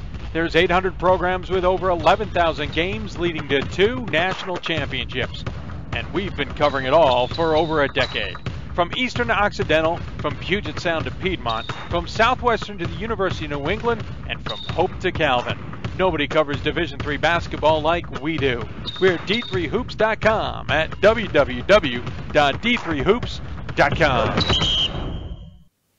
And welcome back to Hoopsville, everybody. You are watching this bracket breakdown special. I am your host, Dave McHugh, and coming to you for about another hour or so. We're not going to go too late today, but we do want to get a couple things covered, and one of them happens to be the men's basketball committee chair. Tradition on this show is we always talk to the committee chairs after the brackets are revealed here on this Monday. Tim is able to be joining us. Unfortunately, we will not be able to talk to the women's committee chair just due to scheduling issues. We will hopefully talk to her at some point in the very near future and get her answers on maybe a separate podcast if we can make it happen. If you got questions for us, we can certainly try and answer them, though we can't make any promises. As you can imagine, this is a little bit crazy, but we have plenty of questions ourselves as well. But joining us on the City of Salem Hoopsville hotline, it is the head of the committee. It is Tim Fitzpatrick. And, sir, thank you for taking the time to join us. Absolutely, Dave. Good to be with you. It's been a busy, exciting, and fun day, to be sure. Yes. Apologies on the graphic. Apparently my sleep deprivations made you a Fitzgerald, not a Fitzpatrick. We will fix that as we speak. It's been going on my whole life, Dave. Fitz something, right? Exactly. Yeah. That's why it bugs the daylights out of me whenever I get someone's name wrong. Yeah, I'm with you there. Not a big deal. It's easily explainable given how tired we both are. I appreciate that. How long did you guys work on it necessarily? Well, that's a loaded question because we could back up and say we've been working on this since January. How much this weekend did you guys work on everything? Well, I can give you some context just about last week, I think, which will help. Everybody has their regional call. Their RAC call on Tuesday, and for me that's the Northeast region. But really, that starts on Monday. Actually, the preparation, because I and many of the other national committee members forward information to their coaches, which is extracted from the NCAA data. We realize the coaches are very busy. and we try to scale down for the rec members as much as we can to give them stuff that they can put in. And what many of us do is, we ask for a ballot from them, a regional ballot from them on Monday night. So I get out what we call our watch list sheet on Monday during the day, and then, or even sometimes Sunday, depending on when you finish it. Then Monday night by 9 o'clock, they vote to me, their top 11, and then Monday morning early, our RAC calls were at noon. Monday morning early, I would send back to them the results of their own voting, which helps to focus them on who they have where. For example, sometimes, I'll just give you an example. Last week, Middlebury was a unanimous 5 in the Northeast. So when we got past 1 to 4 and we got to 5, it was easy to say, okay, guys, you all have Middlebury. Does anybody have a difference, have a change? And that really helps drive the RAC calls, gets them done in an hour, because with coaches, I don't ever want them to stay on the phone more than an hour, particularly at this time of year. They got things they got to do. So then from there, each national committee member has to prepare for the national call. They've got to, take the comments and notes and results of the RAC. The RAC then votes, into the national ranking system, and then, you prepare your presentation for the national committee call. And George Barber was our time cop this year in the national committee call. Really? We know that he plays fast. Yes. So, which is why we matched them with Augustana. No, I'm just kidding. Well done, sir. And George would hold us to time, and it's really a neat little enterprise. George is a great man for college basketball, but he really took his job in a committee very seriously. Like me, he's the other 4-year member, and George treats it like a baseball game. You get your own walk-up music on the national call that he plays for you. But then we go through and we flip some things and we change some things that the RAC does, and and then of course after the mock ranking, then you go down the road. So that takes you through Wednesday. This week we had an extra call on Thursday for 90 minutes, and it was to really dive in to get a sense. We've got these 8 regions and everything's ranked, but we wanted to get a sense of, just discussing among ourselves, who maybe the top 20 to 25 teams in the country were. Just talking about it, because obviously some of those teams were going to get AQs, and a lot of those teams you're talking about, are ranked 1, 2, or 3 in their region. But you got so much going on with conference tournaments and things like that. This is a trick I picked up from Jeff Burns when he was the RAC, from Randolph-Macon, when he was the RAC chair my first year. You have this extra call, and it really helps to focus you when you get on the call on Sunday, because you've got some idea of really who's kind of hot at the beginning, and it gives you an idea of who, if you've got consensus on certain teams and they don't have an AQ, it gives you an idea of teams that, as they come off the board, that you can move into the field kind of quickly, and that takes time off the back end. Friday I had a brief call with Jim Haney and Alex Mortellaro about officiating assignments. Jim is the new supervisor of officials this year. The regional supervisors are making the assignments. Jim is approving them this year, which is new. That's what the procedure will be for first and second round and sectionals. So that was a couple hours on Friday during the day. And then I did my Coast Guard job for a while. I drove to Boston to watch our swimming and diving teams in the NUMAC championship. I stayed over and watched them again Saturday morning. Then I drove to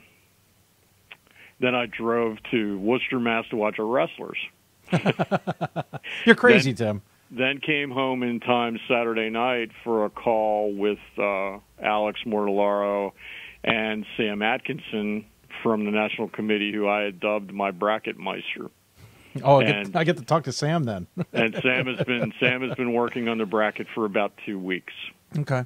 And we talked about a very cursory potential version of the bracket on Saturday night for about 90 minutes, and went through and we're looking as best we could at, who played who this year, who played who last year, who played who, all the niceties that you run into, and I'm sure we'll talk in a minute about how some of those become unavoidable. And then we cut it loose on Sunday morning. I had my RAC vote again Saturday night, and then we sent the results out in the morning on Sunday. Then we talked from 9 to 10. They voted. The National Committee got at it at about 11. We took a dinner break at about 7:30, and then came back on at 9 o'clock to look at a bracket. About 8 o'clock we went to. We got back at 9:30 to look at a bracket for the first time, and we went through it and put it to bed by about 11 o'clock, and then talked again at 8:30 this morning to debug it, and we actually made a couple flips this morning. Couple little changes, things that people noticed overnight that were common sense changes. Sure. So it's been a busy last week. I don't know. Let's just say it's a bunch of hours, but it's worth it. I mean, to the student athletes that get to participate, this is one of the highlight experiences of their lives, and it means an awful lot to this committee to get it right. It really does. Sam and I can talk over some barbecue about the bracket. I don't have a ton of things, but there's some things that came up. There's also some selection things that were decided. I know you guys don't love comparison things, but if you don't mind, there's one that I think is interesting. Nichols never got to the regional rankings. You're from the East. They're playing Plattsburgh versus maybe getting a matchup with, was it Swarthmore, whoever New England's playing instead. How much was Nichols a challenge for you guys? Because it felt like it may have been a challenge for the Northeast to truly understand their 20-3. Honestly, they were a challenge all year because they're an outstanding team. They kind of stubbed their toe around Christmas a little bit. They had some injuries that battled them, and then they took some. They recovered nicely, but they took some lumps in the beginning of the conference schedule. That's a pretty good league.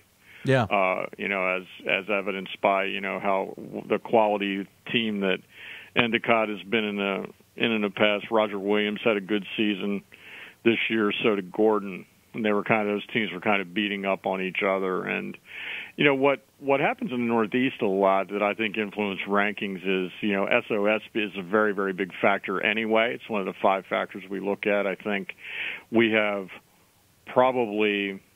And as you can imagine, I've been looking at a lot of numbers here the past week, but there's probably as big a disparity in SOS in the Northeast than there is in any other region in the country.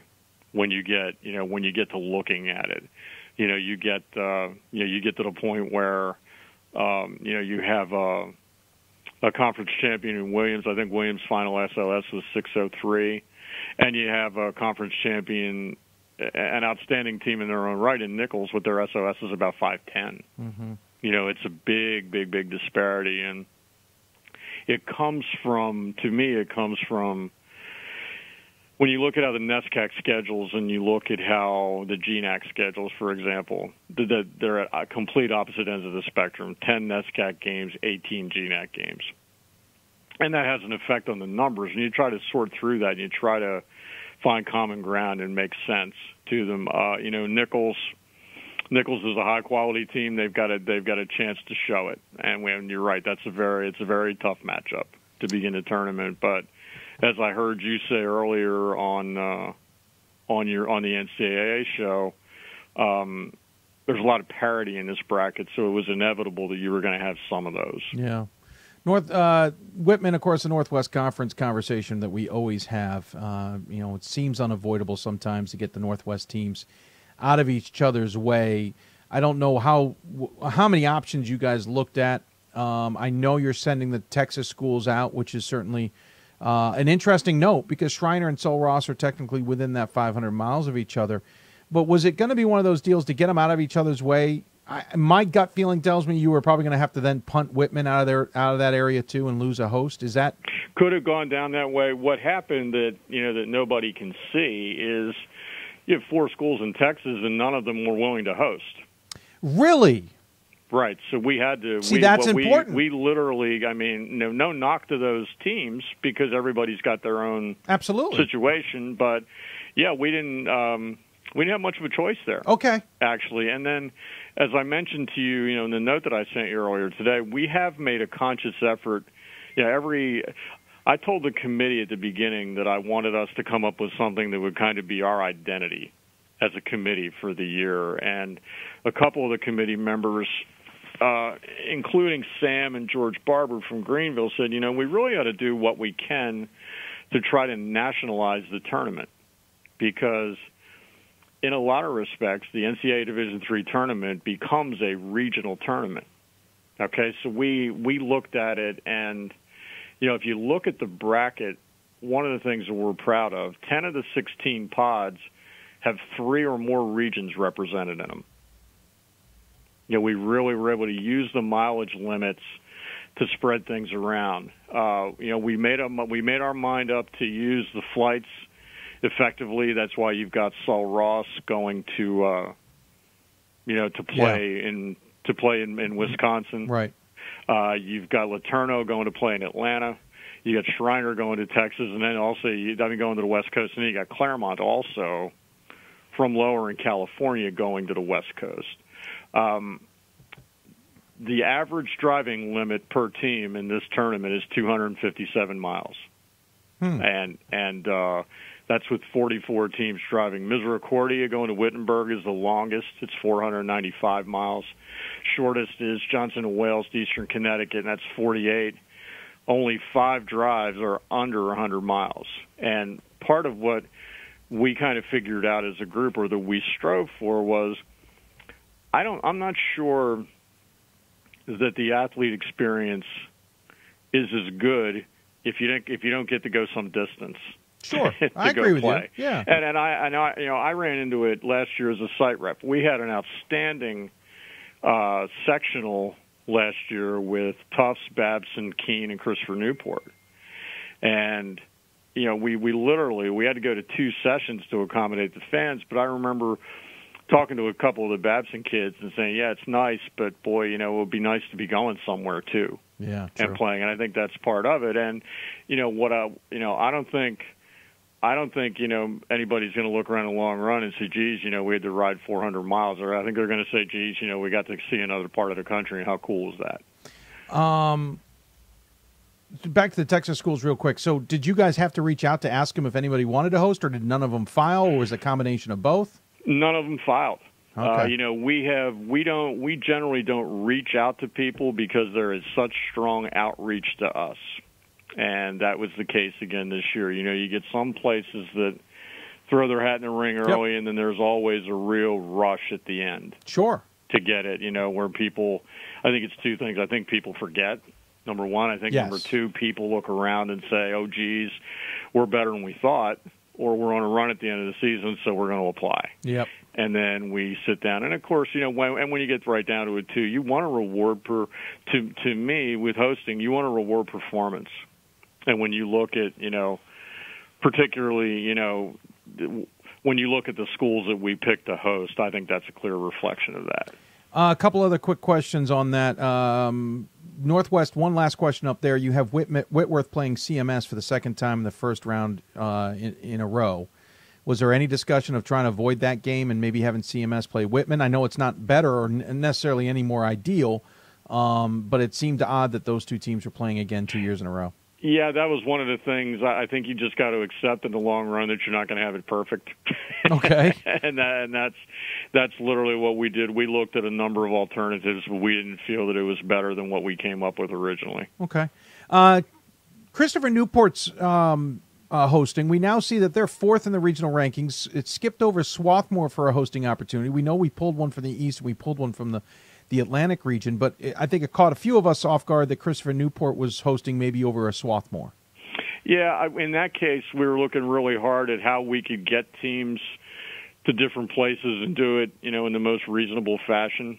And that's why we selected Christopher Newport to do that. Some economy of being able to move people into the area the right way. We talked a lot about Swarthmore also.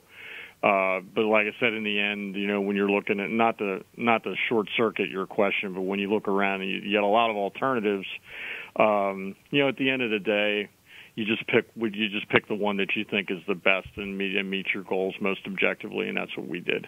I know you talked that you guys knew there were going to be some rematches that you didn't feel like you could avoid. Staten Island Cabrini jumped out at me. Granted, both these next two teams have to win their first-round games. Wittenberg-Marietta could potentially be a second-round game. Yep. What were your thoughts, especially on a Cabrini-Staten Island? Was that one of those scenarios where Staten Island you didn't really think was going to be there? Well, we never allow ourselves to take those kind of leaps.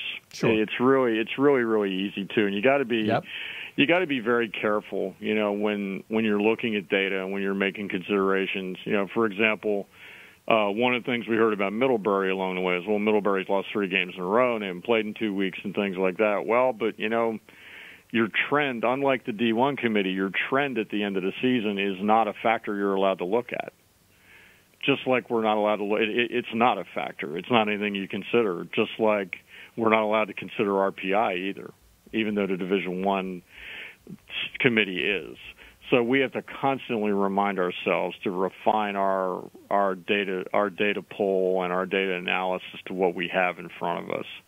And at the end of the day, we understand from the beginning that we're not going to be perfect, and you have to accept that and just do the best you can. And I think this committee did a real good job of that. The final thing in the the right-hand upper corner, the bracket that's got Whitman, St. John's, WashU, and Platteville hosting. That's a bit of a beast. Let's be honest. That one's got some juggernauts to it. I know you guys probably flipped and flopped and moved things around as best as possible. Was there a thought with that lower left-hand group with Wittenberg and Augustana and the like that maybe you could do a little bit more rearranging to not make it as brutal? Well, we did, and at the end of the day, we settled into that the top 4 teams were the W's, Williams, Whitman, Wesley, and Wittenberg, and the next 4 were Eastern Connecticut, Augustana, WashU, and York. And this is a situation too where you get into how to get people from place to place, and can you stay within the mileage limits? Can you stay within the allotted flights? Things like that. And those. You're right. That is they're 4 strong quadrants. There's no question about that. That one is very strong. And even when you look at teams like WashU, UAA doesn't have a tournament, but St. John's kind of stubbed their toe at the end a little bit. Just very strong, and we felt like that was the best chemistry. That was the best mixture we could put forward. I could keep asking you questions. You and I can talk forever. We've done that many a time off air. If we feel like we got more questions, I may call you back for a podcast some other time, but I know you need to get on to other parts of your job. That would be great. I'd be happy to do that. Okay. So if it's later in the week or whatever, we'll find a by time. all means. One of the things I'd like to talk about, I think the whole situation with Yeshiva is a very interesting I was story. going to finish with that one. Just quickly, we had Yeshiva on the show. They obviously don't know the answer yet because we're still working on it. But what is that challenge that you guys have presented in front of you, and what do you think the solution may be? Well, first of all, with people of people that are Jewish, the Sabbath is an issue every week. Yeah. And that's from sundown Friday to sundown Saturday. And I don't know if I would say coincidentally, but in this case, there's another Jewish holiday called Purim, which is this Thursday, which compounds their situation too, because they can't practice till Thursday night, for want of a better word. And then on Friday, they have to be back in their hotel by about 5:30 p.m. Okay. So what we're working on now, and the strongest probability will be that that York will play Yeshiva probably at about 1 o'clock on Friday, followed by Hamilton and Nazareth. Okay. It'll be a doubleheader that will be played earlier in the day. Okay, so you won't hold the game till later. You'll just play a straight-up doubleheader. No, and then what would happen Saturday is that it would very likely, if Yeshiva wins and advances, it would be an 8:30 game Saturday night. If they don't, we talked about this. The NCAA was very, very clear with me about 2 things. One was to, we need to administer, if at all possible, within the allotted 3 days. Gotcha. Thursday for practice, Friday and Saturday for games. Okay. And that we could have some flexibility during that range in terms of what we did. And fortunately, my hat's off to the people at York. their athletic administration for saying, yeah, we will, we may hurt our gait a little bit, but we understand that this is a big deal for this school. And I think it's a respect thing as much as anything else. And it's been a very impressive respect display. We had honestly, we started talking about this yesterday during the Yeshiva game. I was in communication with Linda Bruno, the Skyline commissioner who rotated off the basketball committee last year. We actually started looking at this yesterday, and I was in communication with the NCAA yesterday afternoon about generating a solution. Okay. And I think, when it comes to pass, it'll be a very good one. It'll be fair to everybody. Yeah. Well, great to hear about York. I know those individuals as well. They're tremendous up there. Heck, we may be able to sneak up there to see the game before we got to come back down to do other responsibilities. So that's outstanding. That's just a selfish point of view. Thanks for taking the time. Again, if we feel we want to talk more, I'll contact you, but I really appreciate the time you took. I know you got to get on some conference calls right now. We always give the guests the final word. Any final thoughts before we let you go? It's really been a special thing for me to chair this committee.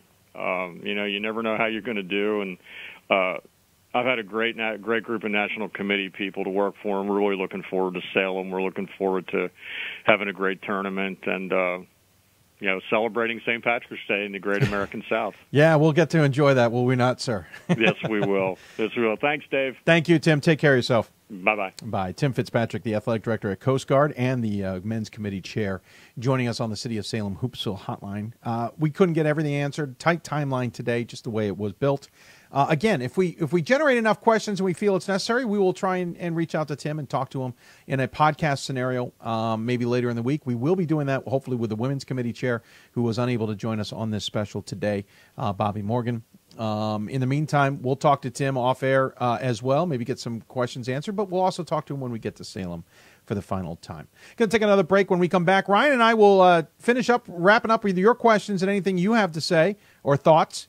And then wrap up the show. This one's not going to be a long one. We just want to do a quick breakdown of everything that's going on. So come back and we'll get things wrapped up with Ryan and my final thoughts as well. You listen to Hoopsville, presented by D3Hoops.com from the WBCA and ABC studios. Back with more Hoopsville after this. College basketball lives in Kansas City at the College Basketball Experience at Sprint Center. The College Basketball Experience is the place to get your game on. It's not a museum, it's an experience you won't forget. Discover the history of the game in the National Collegiate Basketball Hall of Fame, featuring the Gallery of Honor, Mentor's Circle, and Honor Theater. Suit up in the latest CBE logoed Nike gear at the CBE Hoop Shop.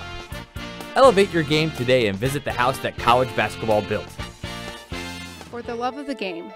But for those of us who are Division III student athletes, it's more than that, a lot more. Sure, the game is important, but as we work so hard to build both mind and body, it's more about team. That is why NCAA Division III teamed up with Special Olympics. And in giving the gift of sport to those for whom it seemed an impossible dream, we are working to make this a better world. Help us keep that dream alive. You can make a difference. This is why we love sports. It's in the way they play, free from the pressures and all the money talk. Playing for simply the love of the game, where everyone has a shot at their definition of success on and off the field. This is what we love about sports, and what we can still love about college sports.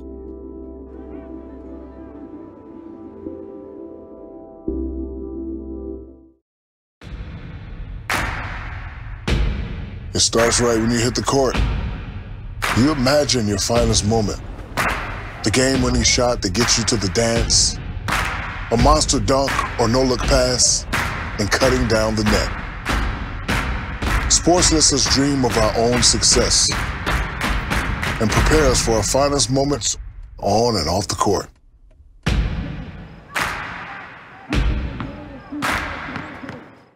We've got more schools than Division I, more fans than Division II, and more upsets than March Madness. There's 800 programs with over 11,000 games leading to 2 national championships. And we've been covering it all for over a decade. From Eastern to Occidental, from Puget Sound to Piedmont, from Southwestern to the University of New England, and from Hope to Calvin. Nobody covers Division III basketball like we do. We're at D3Hoops.com at www.d3hoops.com. And welcome back to Hoopsville, everybody, as we are on this bracket special. We are going to be wrapping up the show here momentarily. If you got questions for us, tweet us at D3Hoopsville or hashtag Hoopsville. Email us hoopsville@d3hoops.com. I think there might be some email questions. I will get to them in just a bit. In the meantime, Ryan Scott joins me back on. Post-mortem from Tim Fitzpatrick appearing on the show. I thought Tim answered a lot of good questions there, gave a ton of information. We can certainly talk to him about other things in the future.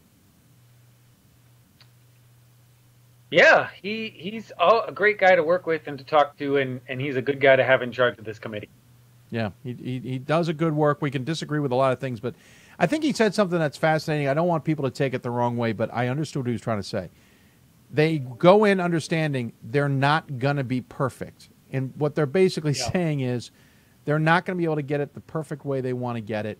I understand that. We can nitpick about a lot of things. We can ask questions about a lot of things. But even we aren't going to get it perfect. Yeah, I mean, the one thing that I'm thinking as he was talking is that maybe there is such a thing when it comes to bracketing, especially of starting too early.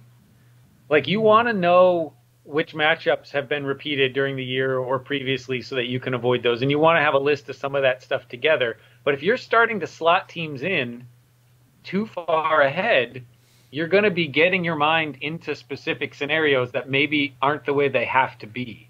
When we do the bracketing, obviously you find the outliers and you sort of work from there geographically.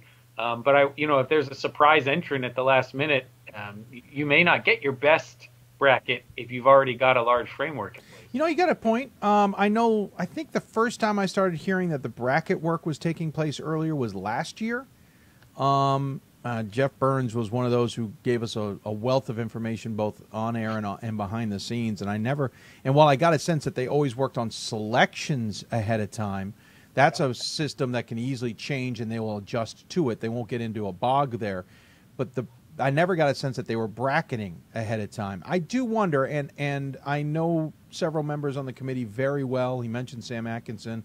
I joked about barbecue. Literally, Sam and I have sat and talked committee stuff over barbecue. It's outstanding. I'd be interested to hear what Sam has to say, because Sam's also got a very analytical and non-biased mind. I'd love to hear what he thinks about that. You raise an interesting point. You better believe I'm going to track him down in Salem, and we're going to have a nice conversation about the intricacies of putting a bracket together. Yeah, you guys might have a little fun with that. He's a bow-tying wearing man, so I love seeing Sam. Hopefully we'll track him down before that. But Sam, I mean, all of them I know are doing good work. Right. We all know that. And on the women's side of things, I think maybe they could have used a little bit more bracketing skills. I know you haven't seen the women's side as much as I have. I'm disappointed in some of the matchups. DePaul versus Trine, for example. I still can't wrap my mind around how that is a matchup in the first round. I know we're going to have tough matchups, but that one just screams at me of not really thinking it through. I've always gotten the impression, at least the last few years, that the women are more concerned keeping teams closer to home as much as possible. To some degree. And you heard Tim say specifically that they wanted to get things mixed up. And, I might be biased. I happen to think, our mock bracket's a little better at that. But they did a really, really good job of getting some of those moved around, like getting Maryville to Wash U, putting Illinois Wesleyan at over in Ohio. Some of those things that they worked really hard at were good. And, making sure they knew who the best teams were so they knew where to send the hosting pods is great too. And we also got a sense of understanding why Northwest Conference got shaped up the way they were. One, they did want to kind of respect Whitman to some degree. But two, the Texas schools didn't file to host, people. And that is a huge one. I can't believe it still happens to this day. That is a huge variable. We do want to give Sul Ross the benefit of the doubt here. Even if Sul Ross filed to host, they're never going to host. There are not 4 teams close enough. Shriner's the only one that was close enough. Right. Shriner could have had both Letourneau and Sul Ross there. But, apparently they didn't file. They didn't, they're a pretty low-ranked team. They maybe just didn't expect that it was something that would even be a possibility. Although if I was at a Texas school, I'd file even if I had 7 wins, because you never know what's going to happen. I know school who files even if they don't even think they've got a chance. They're going to file anyway, just in case it happens. My first year in NCAA Division III was an experience of not filing. My alma mater ended up hosting a team they had lost to. It was Salisbury women coming to Goucher women. in the first round of the NCAA tournament. This is before we had true pods. I think it was a Thursday game. Then went on to play somebody else on Saturday. And it was at Goucher, and Goucher was in their road jerseys because technically Salisbury was the higher-ranked team, but Salisbury didn't put in to host. And that's when I first learned all about that. That was 1990-something, folks. Let's get our hosting in. And by the way, Sul Ross might not have put in to host because technically if they had, Shriners close enough, they still have one team like the Northwest Conference. But nonetheless, Tim made it sound like nobody in Texas had filed. And that is a variable we have to understand. If no one put in to host, they aren't taking them there. They're going somewhere else. As a result, we have Whitman versus Whitworth. It's unavoidable in that sense because it's going to cost more money to make it not unavoidable. Yep. That's what I said. And then the other one, when they talked about Swarthmore versus Christopher Newport, and I think that was a good answer that comes from the committee. They said they considered all the options, and they thought Christopher Newport was the best opportunity. And it does make a little more convenient for Emory and Henry, I guess. And I think facilities-wise and with experience, Christopher Newport's hosted a lot down there. It probably will be a little bit better this weekend. Yeah. Listen, we can nitpick again. We got the regional rankings a little bit differently than they did, but when you go back, we were nitpicking anyway. I had Springfield. You guys had Amherst. We went with Amherst. We debated the ETBU over Laterno backwards and forwards and left and right. Interesting, I had a conversation with somebody on text. They said they actually had Randolph-Macon over North Central because they liked RMC's numbers better, but they also didn't drop RMC when they did their own regional rankings nearly as far.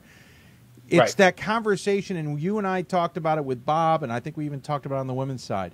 Sometimes the data in a region looks one way, but when you look at it from a national point of view, it looks differently, and that's the caveat sometimes. You rank how you think it's going to work well, but in reality, if you had ranked it differently, it would have resulted in different results. Right, and I didn't go back and look at it because we obviously haven't had time today, but I realized this morning getting up, and one of the things that you and Bob and I did not talk about too much was common opponents. That was bugging me last night. I went to bed. Yeah. I'm lying in bed, and I'm thinking to myself, you know what we did not talk enough about? We didn't talk about common opponents enough at all, and I kept sitting there going, why am I going to wake up and we're going to have 6 or 7 of these wrong because we didn't do enough homework? Well, and that's the 5th primary criteria, right? Right. It's an important part that I think was being used this year. It's well, always being used. Let me rephrase that. It got a good look. I don't know how well it came into the conversation because we didn't look at it. So, well, true. Fair point. But yeah, we'll have to remember that for next year to make sure that we're looking at those common. But that does apply a lot more when you're doing your regional ranking than when you're at the national level because there are just a lot fewer common opponents. Right, and I think that's where I didn't think it was a conversation we necessarily needed to have when we came to selections, but I think it would have changed the conversation a little bit when we got to regional rankings, to be sure. Heck, I haven't even looked at the common opponents with Brockport and Hobart. That might even reveal another lean towards Brockport that I don't realize is sitting there. I literally was lying in bed last night going, oh, no, why? Oh, how did we forget to talk about that stuff? Only a couple more minutes here, folks, especially if you don't have any questions, which I'm fine with. If you don't have questions, then we're doing a darn good job around here and taking care of things. So I appreciate that. Anything else jump out at you? I'm trying to remember if there was anything that kind of was glaring to me. Again, 3 misses for me I think is not too bad. There was one year we didn't miss any. That's weird. But this year was so much parity. To miss only 3 seems pretty jovial to some extent. Well, and I feel like there are some years where the teams we put in the last couple slots, have similar cases to the teams we leave out, and you feel bad. Mm-hmm. In this case, I feel like those last 3 or 4 spots, it didn't feel like any of them had complaints whether they were in or not, right? Like none of those resumes were strong enough that almost felt like they deserved to be in. They just are sort of in because we have to get a couple more slots in. Yeah, it's kind of one of those shrug your shoulder ones. Like, okay, then they went that way, we would have gone that way, but really, okay, yeah. Like I don't feel bad for any of the teams that aren't in. Not that they aren't sad about it, but just that the cases. It's not like somebody had a strong case and didn't get in. Yeah, we had Wheaton in, right? And Wheaton didn't make it. Was that the women's side? On the men's side, did we have Wheaton in? No, we didn't have Wheatman. Thank you. I'm just crossing my wires. I apologize. We didn't even get him to the table because we thought Rippon would pass. That's him. right. We had had to go Whippin. back and check. Was that true? I think you're right. I forgot about that. Anything on the men's bracket at least? I know you've looked at that one primarily more than the women's. That jumps out at you as something. If you had the ability, you would show up and go watch? Oh, if I had the ability to watch? Like if you had the ability to, in the finances and there was nothing in the way, you would show up and go to. I actually looked at whether I could drive 10 hours to Plattsburgh this weekend. Oh, did you? 10 hours? Yeah. You're a slow it's driver. pretty far up there. I don't know the last time you've been to Plattsburgh, Dave, but You're a slow driver. it's like a good 3 hours north of Albany. So. No, I know. I'm just giving you a hard time. No, that would be fun. No, I'm trying to think. The other first round ones, there's a couple. I mean, obviously Worcester, Illinois Wesleyan, I think will be fantastic. Marietta, Oshkosh should be a really good game as well. And I think I don't know what to expect out of it, but I feel like maybe Emory and Henry and Franklin and Marshall could be a pretty even matchup. Might be an interesting first round. Yeah, I could see that being. People are asking us about second weekend hosts. Let's get through the first weekend, folks. Well, I know that there were some questions about, like, if things go to seed, who's going where and all that kind of stuff. And just to say, they're not going to fly teams if there's a place everybody can drive. Correct. So, in other words, Whitman's flying. Yeah, well, and, like... Unless everybody flies in that group. If Williams and Christopher Newport are both in, they're going to go someplace in between. Yeah, but speaking of which, you that's know, a good like question. Christopher Newport, Eastern Connecticut, Hopkins. Huh. If Christopher Newport and Williams are in, they're about 5:17 or something like that apart. They're going to go to someplace in the middle. Yeah, and Eastern Connecticut could work, or Hopkins could work if it holds its chalk. Eastern Connecticut's too far. It would have to be Hopkins. Is it? You think Eastern Connecticut's too far? It's on the eastern part. I know, but Wesleyan is too far, and that is closer than Eastern Connecticut. So. Really? Yeah. I'll take your word for it. I am curious, though. That's Western Connecticut would probably be okay. Yeah. Eastern Connecticut is not. Yeah, you're right. 537. Yeah, I mean, you got Whitman, St. John's, Wash U, Platteville. Those top three are St. John's, Wash U, and Platteville are drivable chalk. So Whitman's going to head into that area somewhere. Wesleyan, Plattsburgh, York, Cabrini. They can easily get to everybody there, I believe. Those are all good.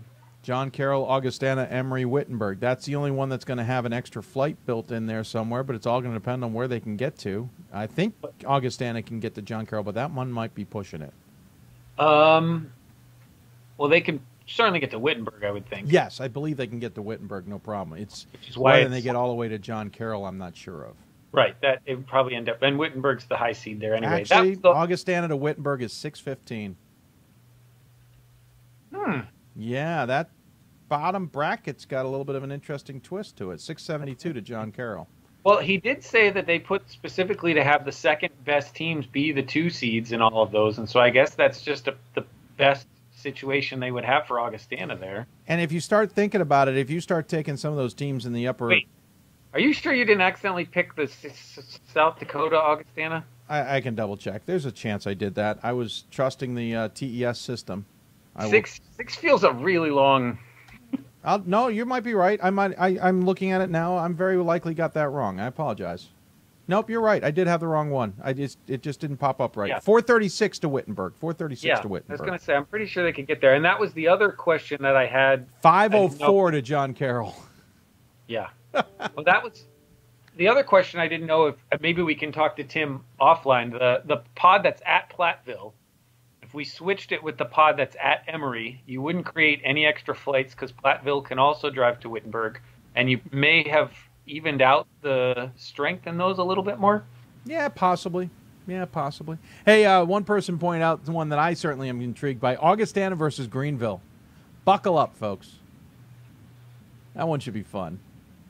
Yeah, that could be pretty fast. It could be. I feel like Augustana's going to be willing to run with them. I think they would be. Though at the same time, I think I said this on air, Greg Giovanni also might be pulling his hair out, having to scout George Barber's team.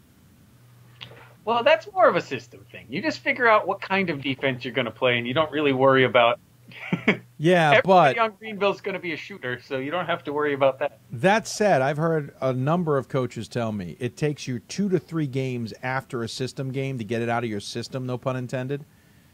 You got 12 hours. Yeah.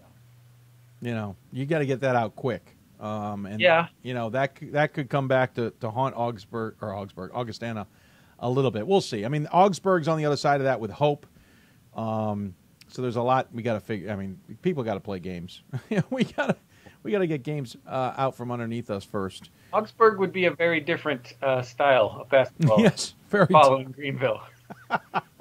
Speaking of which, actually, Hope can go high scoring, so maybe that's what Augustana wants is Hope. Yeah. Well, Yeah. Speaking of which, I don't know if we're going to get to talk about him too much. Colin Almscheid at Augsburg. Yes. Had one heck of a conference tournament. He not just single-handedly, because the team was great all around. Oh, absolutely. But 36 points in the championship game, making sure that they get through. One of the best players in the country, and just give him a shout-out that it was a very impressive performance. If anybody heard the women's selection show, I gave a shout-out to another player, Kelly Williams at Randolph-Macon. 79 points and 60 rebounds in 3 games. That was the other one on the women's side I wanted to mention. If they get through the second-round matchup between Randolph-Macon and Christopher Newport. Oh, yeah. X's and O's, baby. Not just the proximity of how close those campuses are. There's kind of a rivalry going on there, but that Christopher Newport is one of the few teams that has a lot of bodies they can throw at Kelly Williams. Yeah, that's absolutely true. But at the same time, she doesn't seem to be fazed by anything.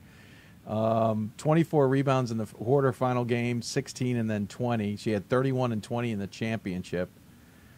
Unbelievable. I had to give her a shout out on air because that was just ridiculous. She puts up pretty amazing numbers. Hey, how and about she's the fact just a sophomore? She's only a sophomore. How about the fact we could go see York play Yeshiva and then get down here to do the whip around probably? Oh, I know. That is brilliant. And let's say they play it at 1 o'clock. Ends a little before 3. It's about we skip the second game and we get skip back. the second game. It's about a 30 to 40 minute trip down here to the studio. Walk in. We still got time to get a bite to eat and a drink, chat, and get things rolling in time for games. That sounds like a wonderful experience. It could be fun. We'll have to see. We still haven't figured out if we're doing whip around yet or all those details. We'll work on those in the next 24 hours. But I already had that go through my head. Yeah. That could work out nice. Though we need to make sure we get the official start times before we make too many plans. Oh, absolutely. Right. I was just basing on what Tim Fitzpatrick was saying. By the way, I am kicking ourselves, though. Last year we did whip around because we realized it's just hard to get to locations. Now I'm going to have 2 NCAA tournaments within 30 minutes of my house. What? Well, maybe we can send a reporter out to get us some live. There we go.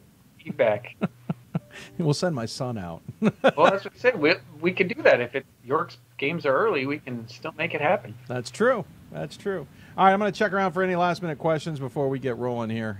We don't need to keep driving this into the ground. Oh, we actually do have questions. How about that?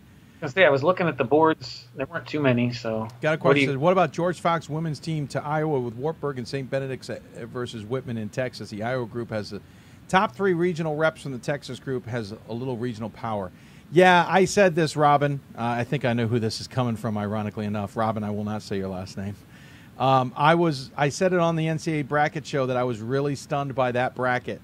That I'm a little disappointed that Whitman got sent down to the Texas group, which is a behemoth of a group, and that I wasn't blown away by the Wartburg side either, that George Fox and St. Benedict have to play each other. I don't know what that means. Maybe they weren't respecting George Fox as well as we thought.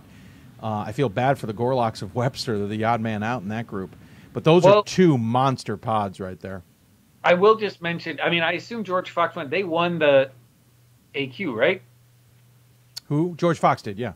Yeah, so that's, I guess, a slightly better place to go. But I know Pat and I were doing mock bracketing for the women last night, and there were some geographic issues out west, just having enough teams to fill out those pods in appropriate ways. So there was going to be some unbalanced stuff, I think, just by virtue of geography out there. I get that, but that whole right-hand quadrant, lower right-hand quadrant, Wartburg hosting, Illinois Wesleyan hosting, Texas, Dallas hosting, and St. Thomas hosting is a behemoth.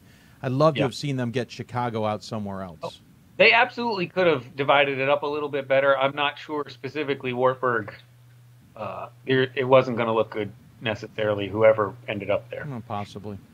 Mark's asking insights on Eau Claire and Oshkosh women. Well, that was from earlier, right? Where you got no, confused this is actually a new email. women. I think it's just maybe bearing it. I'm going to see if we got updated regional rankings. I was going to say, did we get those yet? Nope. Eau Claire was 7th, Oshkosh was 8th. I mean, and they weren't going to get to the table and have good numbers, unfortunately. I had another email. It disappeared. Give me a minute to get back to it, if it wants to load. Is Top 25 coming out tonight? Yes, it is. It's coming out tonight as soon as some of us, like myself, get to fill out our bracket, or our Top 25s. Thanks for all the hard work. I literally fell asleep doing mine last night. I had to give up and finish in the morning. So. Yeah, I'm going to have to do it when I get off the air here in a couple minutes. As a Marietta alum, I'm very disappointed in the first 2 round pairings. Okay. I'm going to get to your bracket. Hold on. It says you and Wyan Rinable both had the Pioneers playing at York. Okay. That says a lot. No, it doesn't. It just says that we had that creativity. Then I see the shock that the Pios have to go to Springfield. Wisconsin Oshkosh is going to be a beast of an opponent. And by the way, he's not saying Springfield College. He's talking about going to John Carroll, right? No. Where are they going? Wittenberg.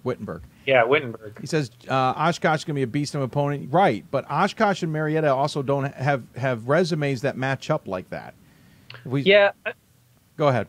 That was just one. The fact that they kept Marietta, Wittenberg together, Worcester, John Carroll, kind of the 4 big teams from Ohio, they probably could have done better to mix that up a little bit. But like you said, the resumes, they're not going to go out of their way to make it easier for them. Yeah, I'm a little disappointed maybe we didn't break up the Great Lakes teams as much as we could have. I will admit that I don't like that, but I don't think Marietta needed any protection per se. We had them going to York, but we also tend to be far more creative than the NCAA is capable or wants to be. And that's not a shot at the NCAA. We just tend to be a little more pie in the sky. Right. Well,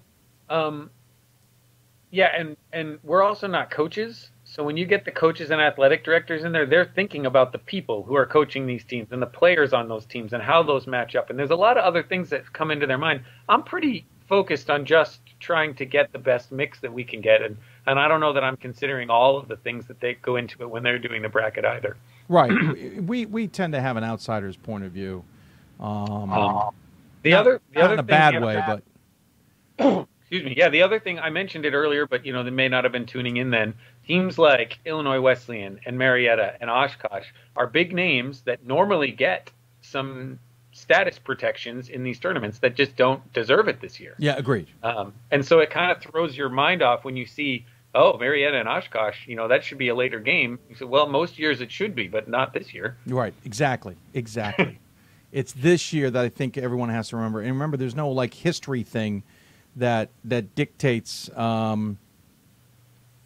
don't have criteria that says because so-and-so did so well last year, protect them. No, this is this year. We live in that vacuum to some degree. I'm not getting a flood of questions. Are any host schools in danger of losing the first round? Yeah, pick a host school. They're all in danger of losing the first round, to be blunt. And I mean that seriously. Not all of them, but I think Plattsburgh's got the hardest first-round game. Plattsburgh's taking on Monmouth. Yeah, I think that could be a real test for them. I think Bethany Lutheran actually might be interesting for St. John's, believe it or not. I think Wesleyan's going to have a battle with Southern Vermont. I think Plattsburgh's going to take on Nichols is going to be tough. Well, I don't think we've ever had a year where a host didn't lose the first round. That's right? true. I don't think we've had. Yeshiva, we mentioned earlier, might be a tough test for York. Thomas More, John Carroll. I think Thomas More and Nichols are the 2 best host opponents. So, Thomas More, John Carroll could be interesting. Greenville, Augustana, honestly, could be because Greenville plays a different style. Right. Quickly looking through, Well, Johnson and Wales might give Eastern Connecticut a run. I'm not really buying it. They're playing really well right now. Right, they're playing well. That's why I'm kind of leaning that way. Yeah, I think we're going to get an upset on the first night.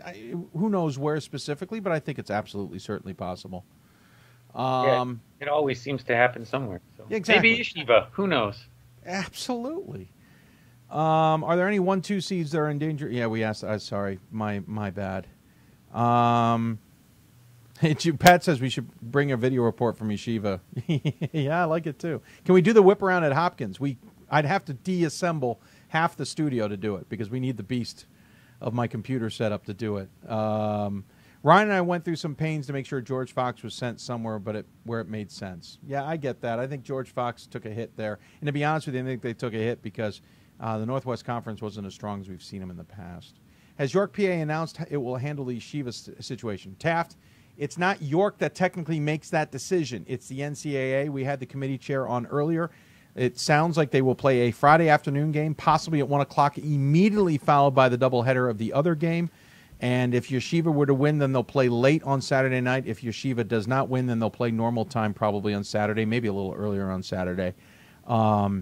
But York doesn't technically make that announcement. That's an NCAA one because of the circumstances. But York's involved in that conversation. It's wonderful to hear from Tim that York apparently is being more than accommodating. Well, and I wonder, I got sort of an implication. Maybe we want to clarify with Tim later that maybe they reached out to York ahead of time and said, hey, we're thinking of doing this. Are you able to accommodate it? I suspect they did. I do know. I got a phone call. Let's see. The men's bracket was to be released at 12:30. It was released at 1. I was preparing to do the women's recording, which was going to take place at 1.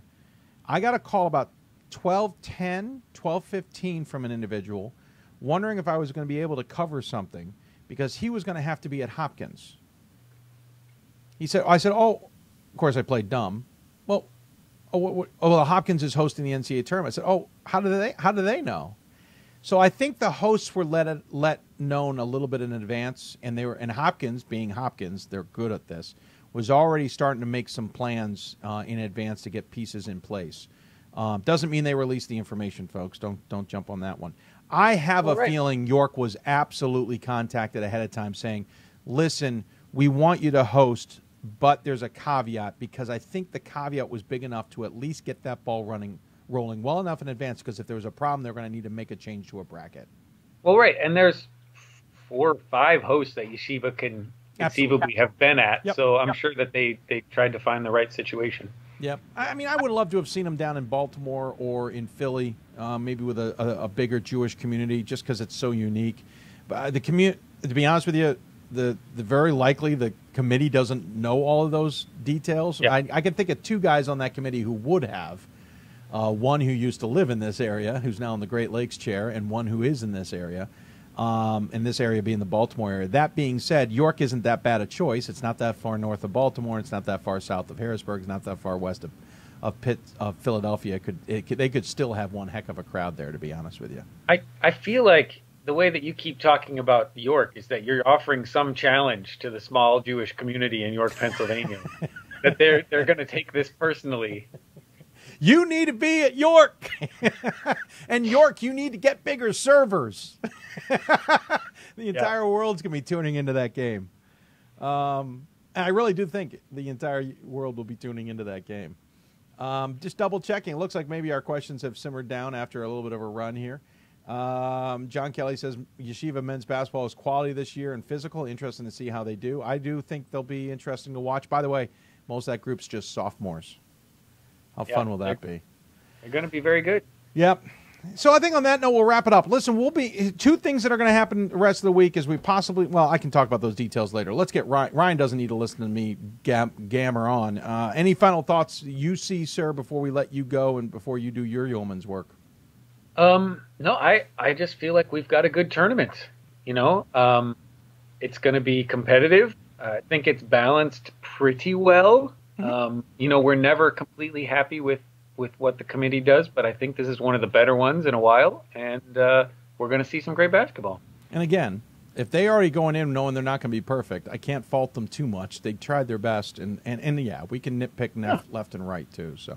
Sir, thanks for taking your time, especially throughout the day, and yesterday most especially, of helping me out. I appreciate it. Look forward to talking to you behind the scenes, and if we do whip around, I'll look forward to seeing you in the studio next week. Sounds good. Awesome. Ryan joining us here on the City of Salem Skype hotline. So here's a quick thing from some details from your point of view, everybody out there. We will try and get a hold of the Women's Basketball Committee chair to have some further conversations with, or have conversations with her, and try and turn around a podcast sometime in the next 36 hours. If we need, we'll go back to Tim Fitzpatrick and talk more with him and turn around a podcast as well. Then Thursday we will have a show, most likely previewing everything and talking to some coaches who are working on their NCAA tournament opportunities. And then stay tuned with if we will return to whip around like we did last year or not. Again, if you got questions, you're welcome to go to d3boards.com, where we talk about them all the time. You can also tweet me at D3Hoopsville and hashtag Hoopsville. You can also on Facebook at facebook.com/Hoopsville. Lots of ways of communicating. We'll do our best to answer your questions when we can. But give me a moment to at least enjoy the rest of my evening with my family, who I've barely seen in the last few days, on top of the fact of getting a bite to eat and finishing my top 25. The new top 25s will come out. A reminder, those are the final top 25s until the end of the season. So the penultimate top 25s come out later tonight, and I do need to go do some work on those. I want to thank Elliot Steinmetz for coming on the show to talk about Yeshiva men's basketball. I want to thank Tim Fitzpatrick for coming on the show to talk about the men's basketball committee chair as well. I want to thank all of those at Tupelo, Raycom, Turner, and the NCAA for allowing me to participate in the selection shows once again this year. Always enjoy that and appreciate it. Thanks to the guys behind the scenes, as always, and everybody who's helped us out in the last few days. Bob Quillman, James Wagner, B.J. Spiegelmeyer, of course, Pat Coleman, Gordon Mann, Ryan Scott as well, and everybody else who has done heavy lifting here at D3Hoops.com. Hope you enjoyed all our programming and all of our efforts. Again, stick with us. Don't forget the D3 Bracket Challenge is online, available, and ready to go if you want to try and put your, not money where your mouth is. That's not how we do it, but at least put maybe your ego where your mouth is and see if you can back up your bravado for the NCAA tournament and see how well you can do at picking. I never do so well. We'll see how it goes. Yours truly will be on the road in Salem. I am on the broadcast crew for NCAA.com. Looking forward to that. Of course, Hoopsville will be on the road for that as well with courtside shows. I believe Pat Coleman will be joining me, and Gordon Mann will be heading out to Rochester, Minnesota. Not sure about anything else, but our road to Salem and road to Rochester is underway, as it is for 64 other teams on the men's side and 64 other teams on the women's side. Who wins? We'll find out. Games start on Friday. One more Hoopsville to break it all down on Thursday. We hope you'll join us here at 7 o'clock Eastern time for that. And with that, thanks for tuning in, everybody. Hope you enjoyed the shows over the last few days. We appreciate you taking the time to join us. You've been listening to Hoopsville, presented by D3Hoops.com from the WBCA NABC studios. I want to thank our partners at D3Hoops.com, Women's Basketball Coaches Association, National Association of Basketball Coaches, and, of course, the City of Salem as well, a sponsor of our hotline for their support of Hoopsville. This is a copyrighted broadcast of Hoopsville. Without the express written consent of Hoopsville, DMAC Productions, myself, you do not get to reuse it, but please at least just ask, and we probably will let you reuse it if you would like. Hope you enjoyed this and the podcast.